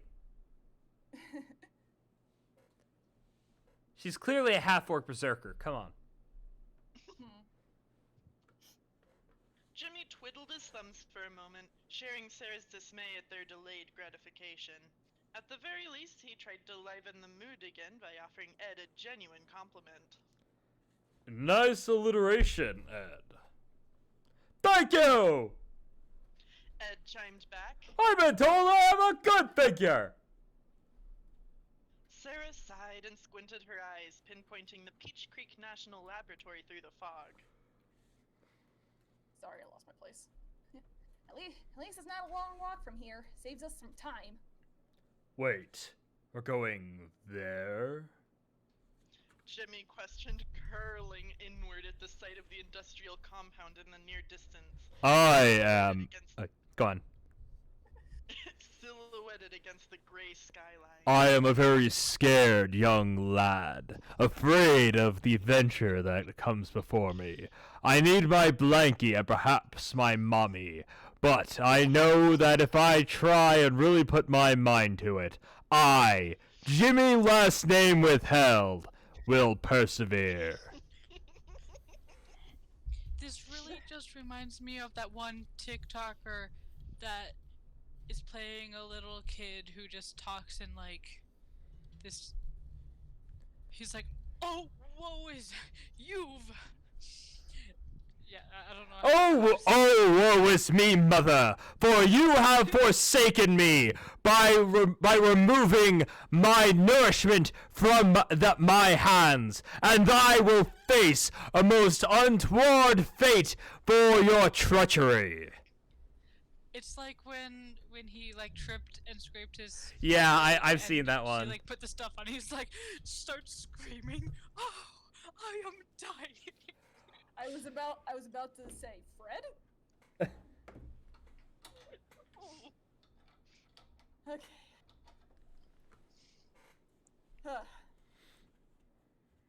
And I was thinking of something else, but I can't remember what it is now. So moving on. Alright. Yeah, Ed's gotta drop something off to Demi. Her dad works there, so... That place scares me. Jimmy whimpered. It's so mechanical and uninviting. What do they even do in there?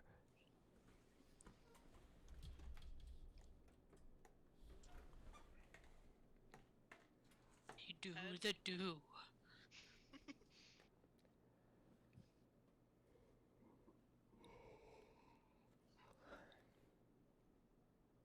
Ed? Oh. Wait, no, what did they even... Doing there? They're built... Oh, yeah, no, they're building a portal! Ed happily replied. So that we may travel to worlds unknown and discover their sacred secrets! That's just stupid, Ed. Sarah spat. That sounds like the plot of a bad fan fiction! No, Well, you're not wrong. You gotta stop living in that game you guys play. It's messing with your brain more so than usual. Mom says I gotta keep something active! Why not the imagination? Ed decreed with an excited twirl. He then started charging down the street and towards the great laboratory. Now let's go! Move my legs, move my legs, move my legs, move my legs! Jimmy pressed a hand to his sternum, watching anxiously as Ed scurried ahead of them. Do we have to, Sarah? Sarah sighed and glared at the sky. I told him we would, and he's just gonna mope and dope if we don't. She smiled a little and took Jimmy's hand. It won't take long. We'll just pop right by the front door and be home in a flash, okay? Mustering a smile of his own, Jimmy took a deep breath and nodded. Verily, my companion. Wait up, stupid! Sarah hollered as she and Jimmy started chasing after Ed. Hearing her call, Ed slowed down just enough for them to catch up, then continued leading the charge towards their destination.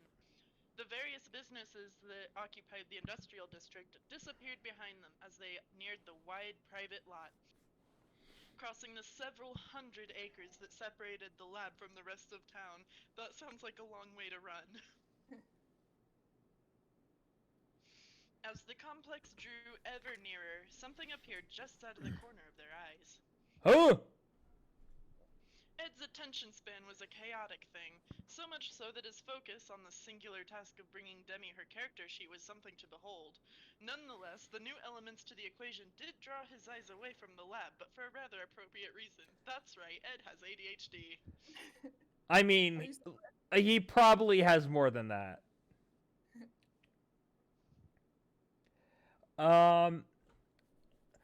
Eddie! Double D! Several dozen yards away, the two young men walking across the field snapped in the direction of the voice. Their smiles were apparent even from a distance. The jog continued, with both parties slightly rerouting their courses to meet halfway, slowing to a halt upon reunion. Surely nothing wacky and uncharacteristic will happen as they coincidentally meet outside the gigantic lab. I think we're kind of. I think the nail has been driven into that. No, no, it hasn't been driven in deep enough. It can only go deeper. You guys will not be satisfied until I have tetanus. Yeah. That's what we do here. Ed was the first to speak up as he approached. Hey, guys!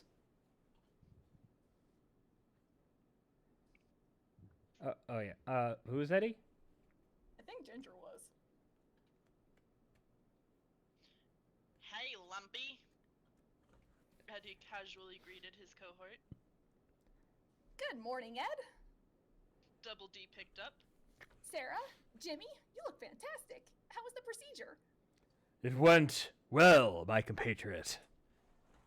Jimmy gladly responded, showing off his pearly whites and his bulging chest.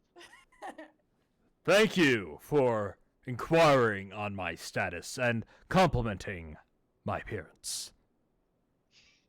It's like the episode with the boomerang where Jimmy turns into John Cena.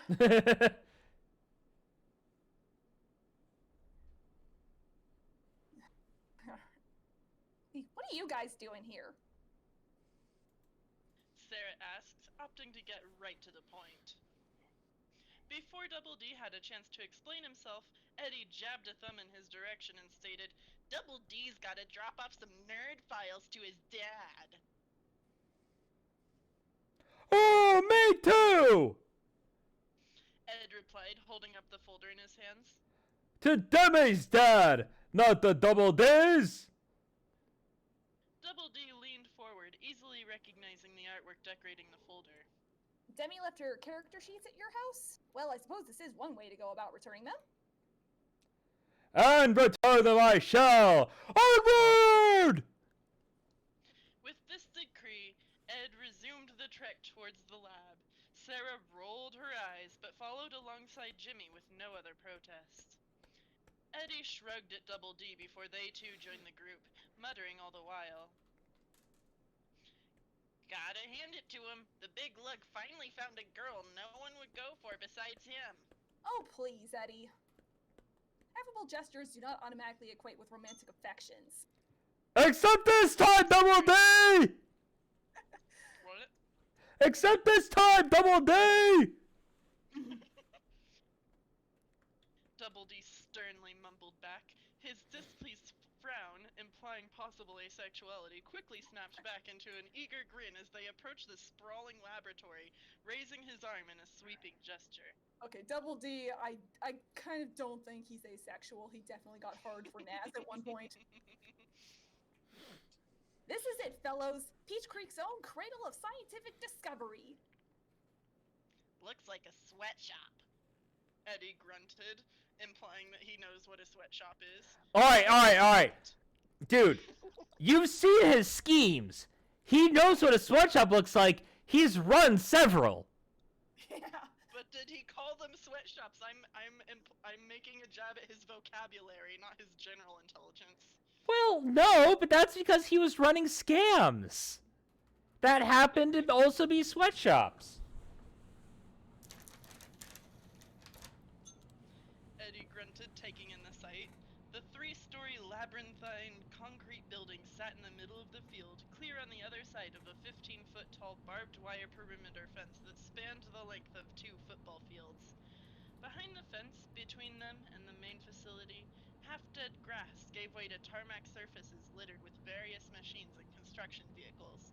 Not exactly the most welcoming atmosphere. Yeah, I'm sure whatever they do here is very important. Sarah muttered, graciously allowing Jimmy to timidly cling to her arm. Can we hurry up and drop off these papers so we can get out of here? Gotta side with the twerp on this one, Eddie responded, drawing closer to the fence. So come on, let's take a shortcut. Double D slowly drew his eyes away from the lab to follow Eddie's trail. Where they landed was on a small hole in the fence, just big enough for any one of them to squeeze through, which Eddie was already in the process of. Double D's eyes widened and his jaw dropped at the suggestion. Eddie, what are you doing? We can't go in there. It's a shortcut, sockhead, Eddie reiterated. Walking around this fence is gonna take forever. I'm a busy guy. Level 10 weight to Newman! Double D! Ed insisted, crawling through the gap and blissfully following Eddie across the lot. Sarah darted closer to the fence, gripping the chain links and staring aghast at her brother and his half-pint friend. Sorry, I scrolled and lost myself. Ed, you nitwit! You get back here! Double D fidgeted in place, staring out at Ed and Eddie, then at Sarah and Jimmy, then at the distant lab, then back at Ed and Eddie. He knew that this was wrong on so many moral and ethical levels, but he also knew that between Eddie's rebelliousness and Ed's ignorance, turning them back around would be no easy task. Thus, against his better judgment, Double D cautiously inched his way through the breach in the fence and chased after his companions. Wait! Stop! This is government property! Jimmy was mortified at the sight of the Eds on the other side of the fence, blindly wandering into who knows what. We shouldn't be here, Sarah. What do you think will happen to them? Nothing'll happen.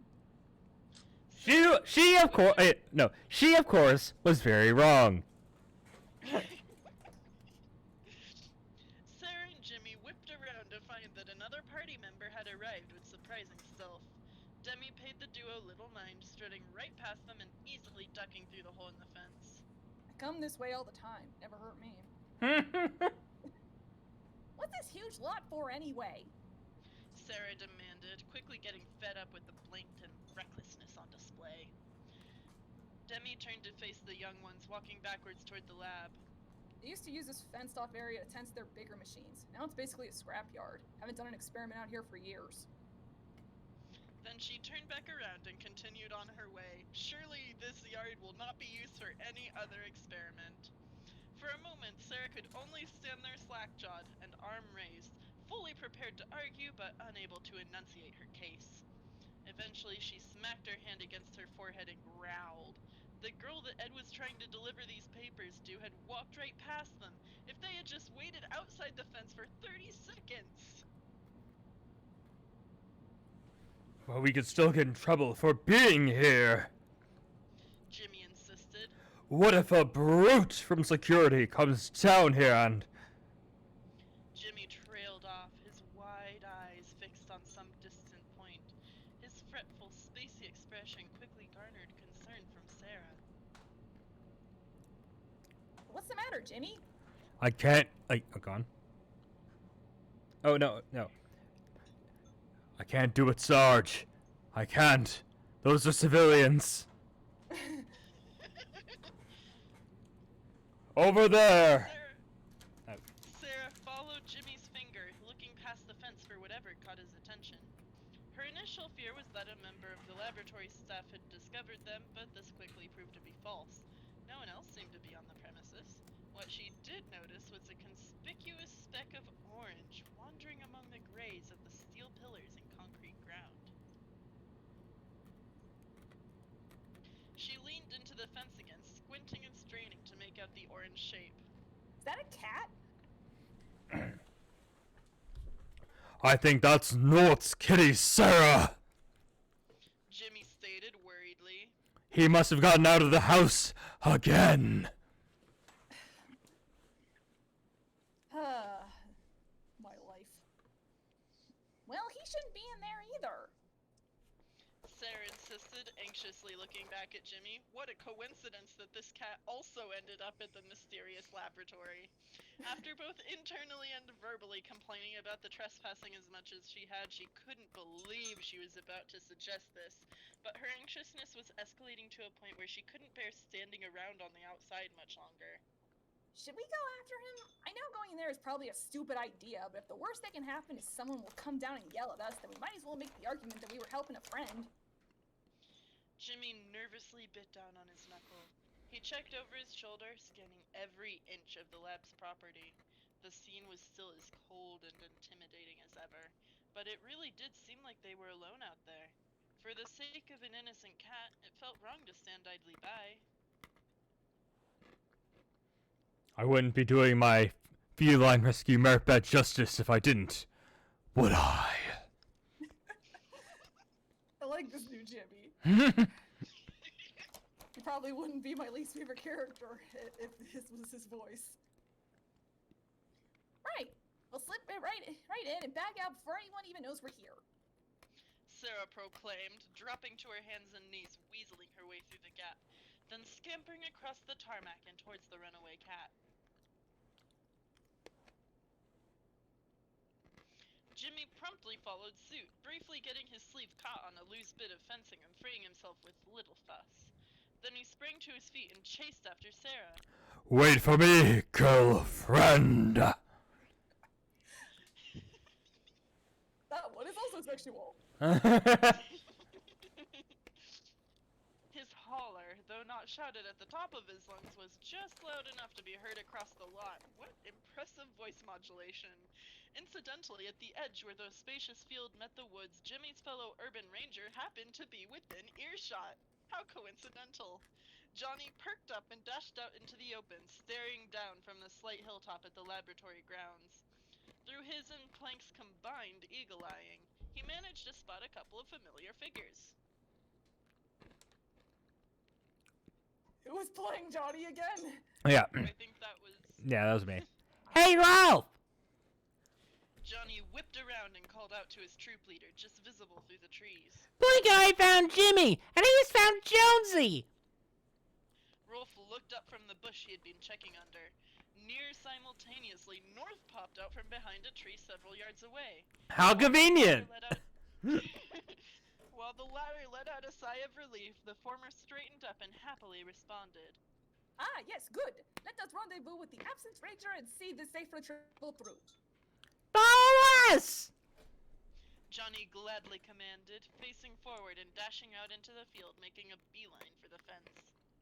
Upon stepping out of the forest alongside Rolf, North tilted his head up at the sight. Tilted. Yes, sorry. Tilted his head up at the sight. North adjusted the hue of his face. What? Last place again? Boy, Jones has been wandering around a whole heck of a lot lately. Maybe he's curious about the Portal Project, too.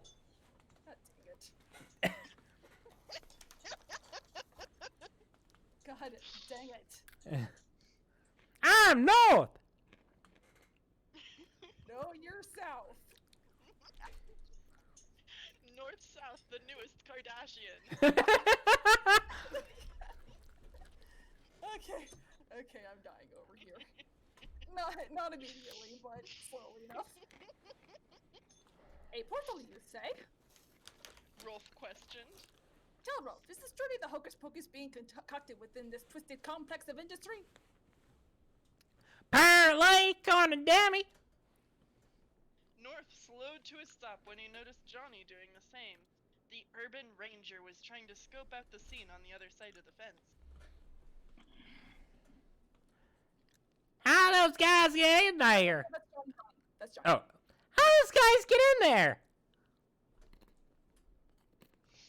I think there's a hole in the fence over there.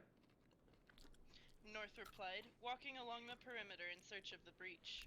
If I'm remembering my repeated breaking and entering when I cut up this hole here. Ah, here it is. North was quick to tuck and roll inside.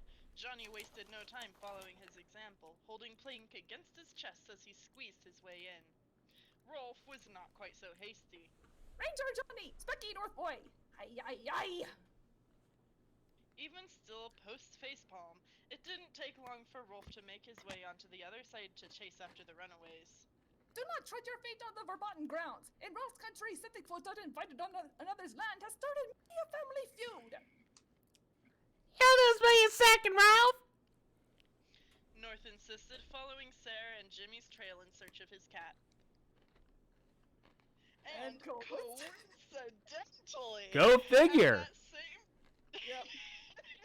At that same time, Kevin and Nez were biking through. Their trip had been smooth sailing so far, speeding down hills, weaving down streets, popping wheelies, simply enjoying each other's company. Their wheels eventually brought them to the industrial district, skirting along the outer limits. No explanation is given for why they were going this particular direction. Naz stared ahead from her perch on the handlebars, soaking in the view of her hometown and the sights of an area she traveled to very infrequently. Off to their right was the looming image of the town's national laboratory, where something just outside it caught her eye. Hey, Raven. It's your turn.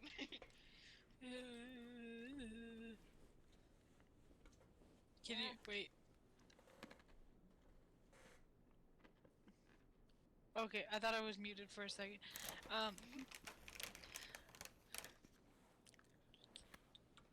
One moment, I wasn't paying attention. Oh, wait, what? I'm sorry. Did you say something? You should really pay attention to this shit. How dare you? Barely and forsooth. Where am I Barely, looking? and We're so da- forth. We're down near the bottom of this section we're currently on.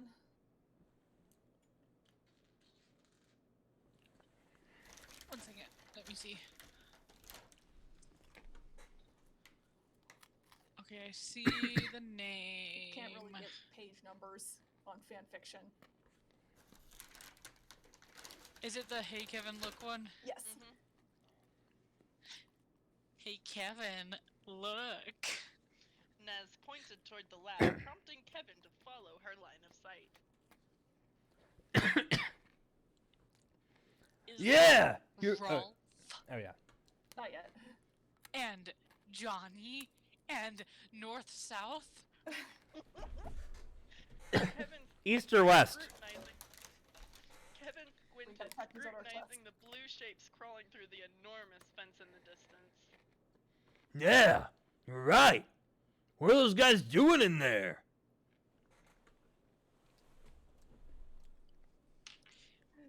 Isn't that the lab where Double D's dad works? Pretty sure. His and that creepy demigirls. His curiosity piqued. Kevin turned his bike towards the lab and pedaled onward. Something contrived is going on. Let's go check it out. Yeah. It is not Swift. No, it isn't. It's not what? Bound. Nord's last name is not Bound. No, it isn't. Man, what a dump! Eddie folded his arms and took a good look around at the scene tucked inside the perimeter fence. Rows upon rows of latticed columns lined the tarmac, the pattern occasionally broken by strange 10-foot cast blocks of unknown purpose. How interesting. Thick, high-voltage cable harnesses spread across the ground, forcing the Eds to jump over them every 20 or so feet, but they're definitely not doing an experiment here, guys. This is one of the secrets happening today! Ed chimed, admiring the construction work despite understanding none of it. And that is precisely why I must insist we turn back. Double D desperately pressed, shaking with trepidation every time he stepped over a cable. Not only are we recklessly traipsing through potentially dangerous equipment, but if we're caught in here, we will be in serious, genuine trouble with the law, not to mention our parents. Lighten up, sockhead, Eddie chided. It's not like we're here to steal nothing. We're just a bunch of kids dropping stuff off. Not our fault we don't know the way around. DoorDash! I think the barbed wire fence was a pretty clear indicator that wherever we're supposed to be, it isn't in here. Hey, if they cared so much about keeping folks out, they would have fixed that hole. Besides, your dad works here. If worse comes to worse, I'm sure they'll let us down easy for that reason alone. Reveal me your secrets, my pillar of space and time! Ed exclaimed, raising his arms to one of the columns as they passed by. I don't think any of its secrets are worth knowing. Gah! Eddie jumped and turned around, looking just as startled as Double D clearly was to see that Demi had joined their group. Where'd you come from? Hey!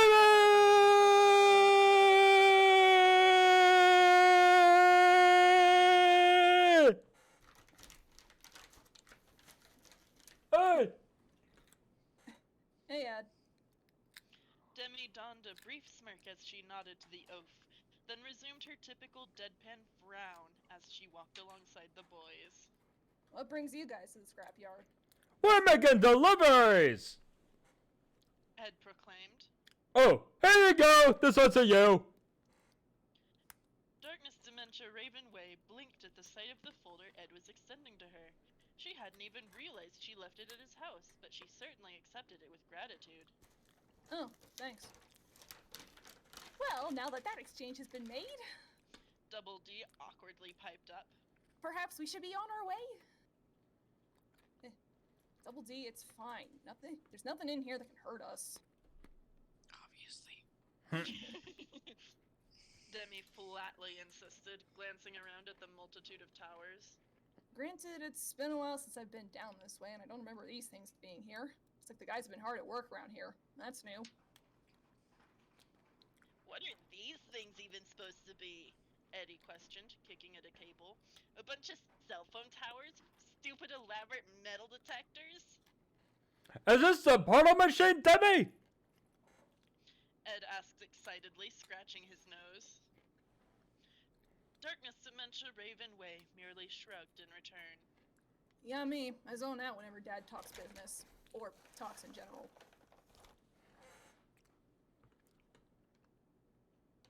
It's Ed again. Oh, is that Ed?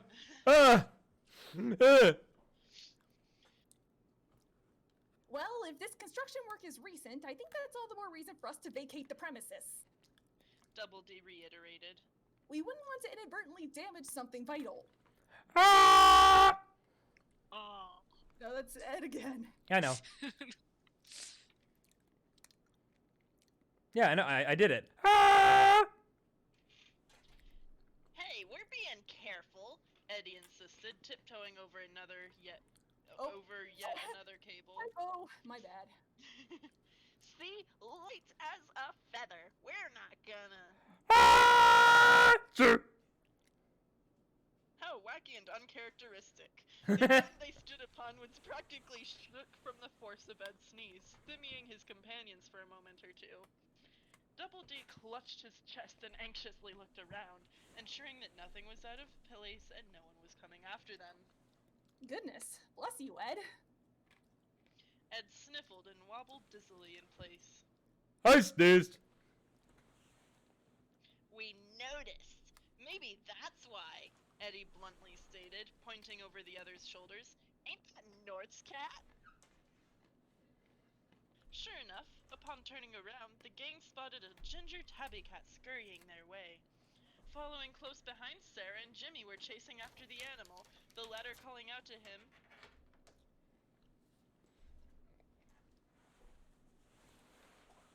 Jimmy. Buff Jimmy. I lost my place. Oh yeah. Jonesy, come back. It's dangerous in here.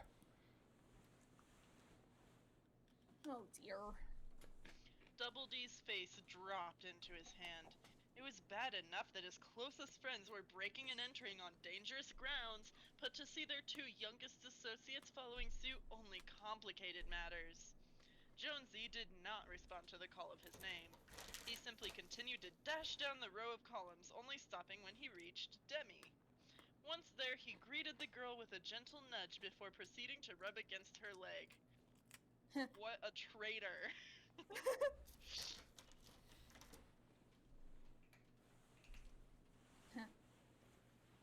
Demi smiled at the sight. In general, animals were one thing she didn't hate, mostly on account of them not being people. In response to the affection, Demi reached down and picked Jonesy up, tenderly scratching behind his ears. She's not so edgy after all. You little scamp. Whew! Sarah slowed to a halt, pausing to catch her breath. Thanks, Demi. The little guy had us worried. Jimmy added. Oh! Ed walked over to Demi, beaming at the adorable sight of her and the cat. He bent over to look the little fluff ball in the face. Hello, Jonesy! Jonesy mewed in response, reaching out to lick Ed's nose. The affectionate act only served to fan the flames of Ed's allergies, causing his face to scrunch up and prompting him to retreat so he didn't sneeze in Jonesy or Demi's faces. Who is that? North. I think it's North. Yeah, he's the next one coming. Jonesy? All eyes turned in the direction Sarah and Jimmy had just come from. North-south was fast approaching, followed closely by Johnny and Rolf. The relief on North's face was plain to see. There you are! Achoo!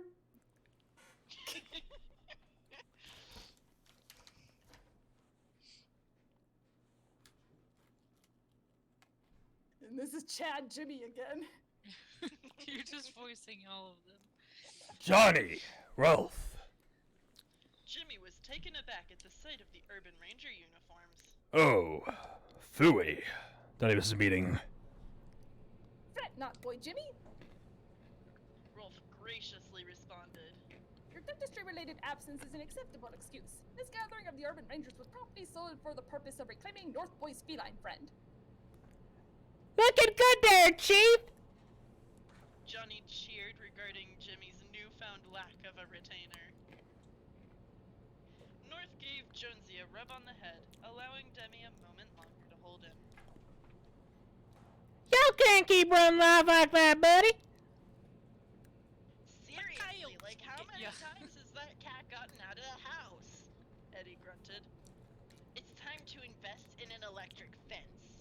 Yes, because hypocrisy is absolutely hilarious. It is Double D! Expected frowning at Eddie. Whoa, hey! Johnny donned a big smile as he looked over his shoulder.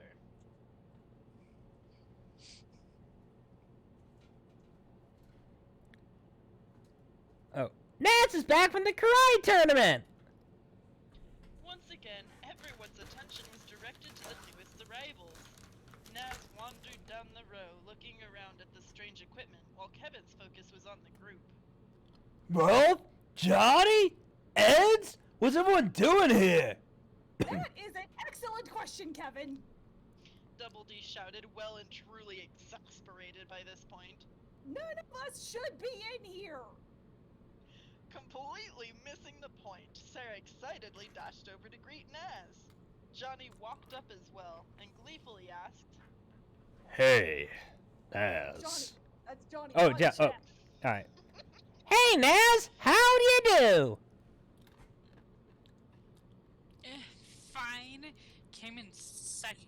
I'm such a waste of space. Whoa! That sucks! Hey, not bad!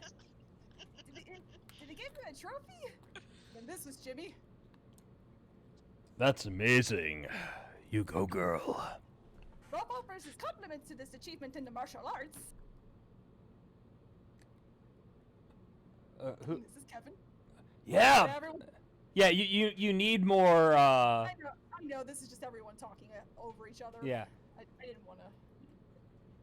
Yeah, but why are you here?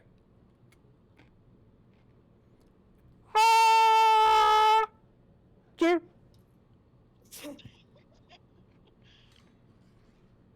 then Eddie.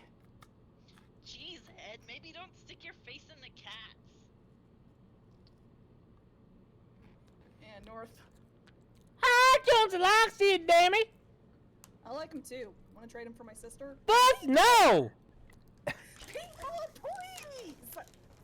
Ed's desperate, aggravated plea broke through the din of overlapping conversations. We are standing among delicate, pretentiously hazardous machinery in the middle of sanctioned property. We need to.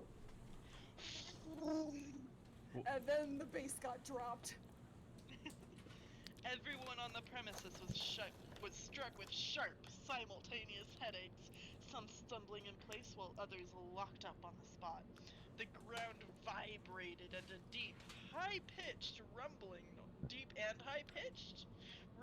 noise filled the air like the roar of a low-flying jet. White-blue light seemed to ignite from every direction, enveloping each member of the group in St. Elmo's fire. How wacky and uncharacteristic. To the top for what? Now,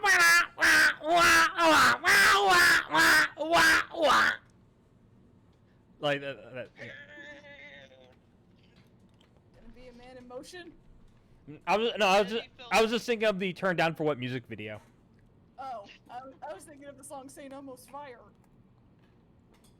Eddie felt dizzy, nauseous, completely unable to move while the world moved around him. What's going on?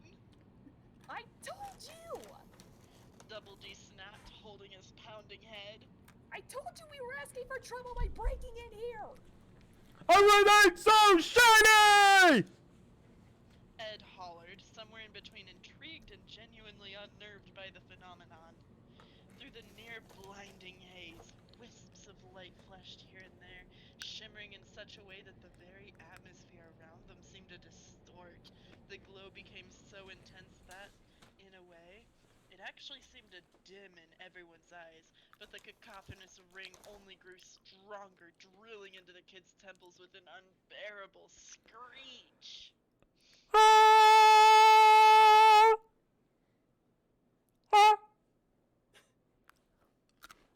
Isn't that the Chad one? Yeah. Nicely done. Jimmy was horribly disoriented and scared out of his wits. He tried to look around despite the white light only worsening his headache. He could just barely make out a pink and orange shape among the fog. Sarah! Sarah! Sarah! And for the remainder of this fanfiction, Jimmy will be played by Shadow the Hedgehog. Sarah! Damn, not here! Jimmy! The two made eye contact through the haze like soulmates. Jimmy reached out and tried to bring himself closer to Sarah, but in his confusion he ended up tripping over himself with a startled cry. There was no impact. In the blink of an eye, Jimmy seemed to vanish entirely into a shimmer, his voice echoing a second longer before going silent. Jimmy! Holy cow! Johnny, having paid unfortunate witness to the event, made a mad dash in the direction his fellow ranger had just disappeared. He inadvertently crashed into Sarah, both of them yelping as they collapsed on top of each other and were spirited away in another shimmer. And then they combine into a single entity like something out of The Fly. You know, like the dog from Full Metal Alchemist. Edward.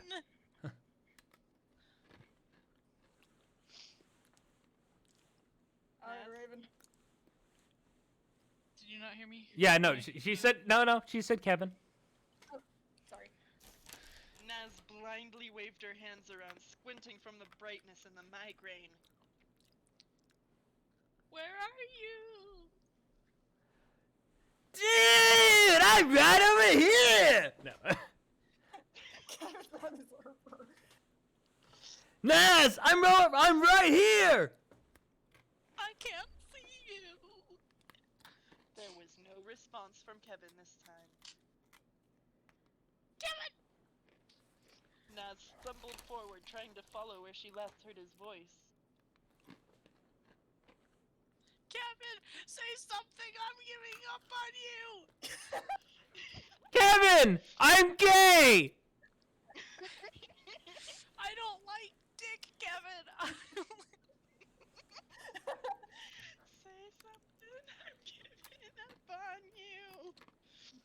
Oh, That was my scream. I'm sorry. okay.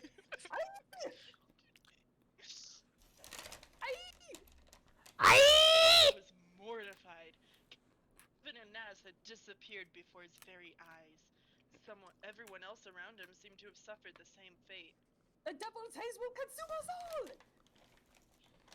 He took a step back, emitting a guttural noise as he, too, found himself at the mercy of a shimmer.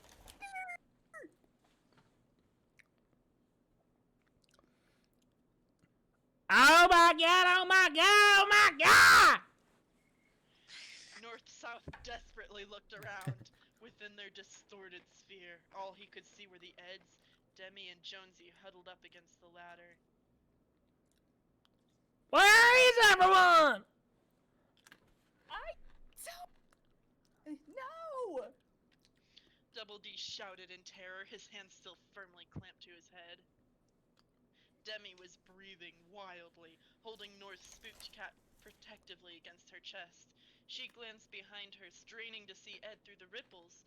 The poor lug didn't know where to look, but eventually his eyes met hers. Boobies! What? I only heard like the last noise there. Boobies! Demi! I couldn't hear you. Demi? Stealing her nerves, holding her breath, Demi took a shaky first step toward Ed.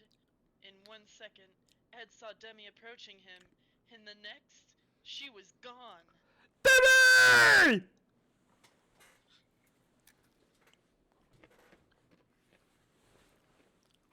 Demi! Jonesy! North leapt after the girl and his cat, swinging his arms in a feeble attempt to catch them. North! And just like that, Ed watched North vanish too. North went south! Buddy! Demi! Baby sister! Double D! Eddie screamed over the ear-splitting din. What do we do? Double D was hyperventilating as he looked around. Aside from his two best friends, he could neither see nor hear any of the other kids accompanying them. They were alone in this madhouse of sensory overload, and there was no telling what had happened to the others or what could happen to them. He was at a complete loss. Should they run? Should they keep still and hope whoever was controlling this anomaly realized there were still people on the testing ground? What physical consequences would they suffer if they attempted either? Double D was simply too terrified and too pained to come up with a plan. What a neurotic little bitch! Not wrong. Double D!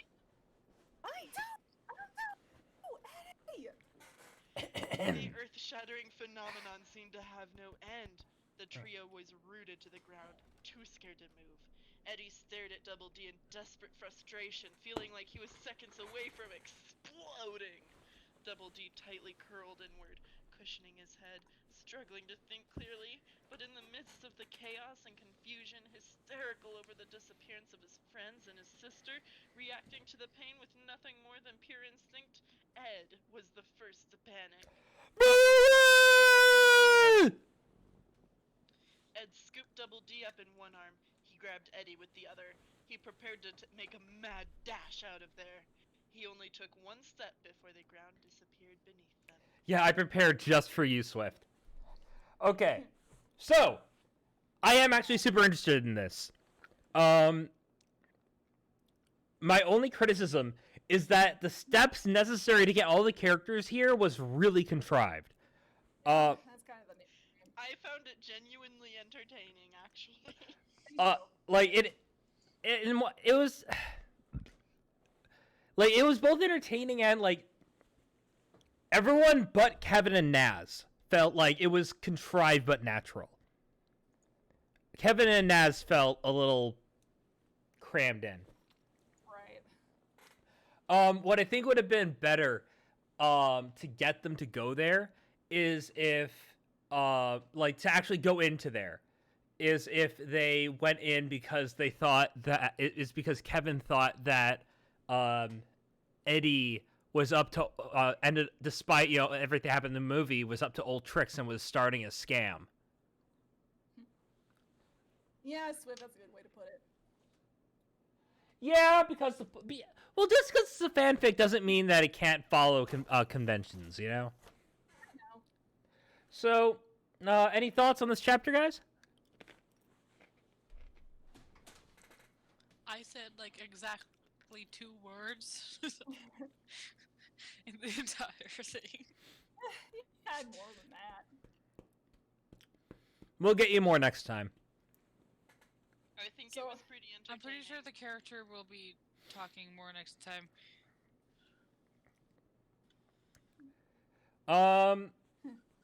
So yeah, If I'm up to joining next time. yeah, that'd be cool. So I would like to thank everyone for coming out tonight. We're gonna stop here. We've gone for about 2.5 hours, and just under, and we're at the end of the chapter. So seems like a good place. So again, yeah. I'd like to thank everyone for coming out. I'd like to thank future people for watching this video. And I will see you all next week. Goodbye, everybody. Hello. Goodbye. We love you.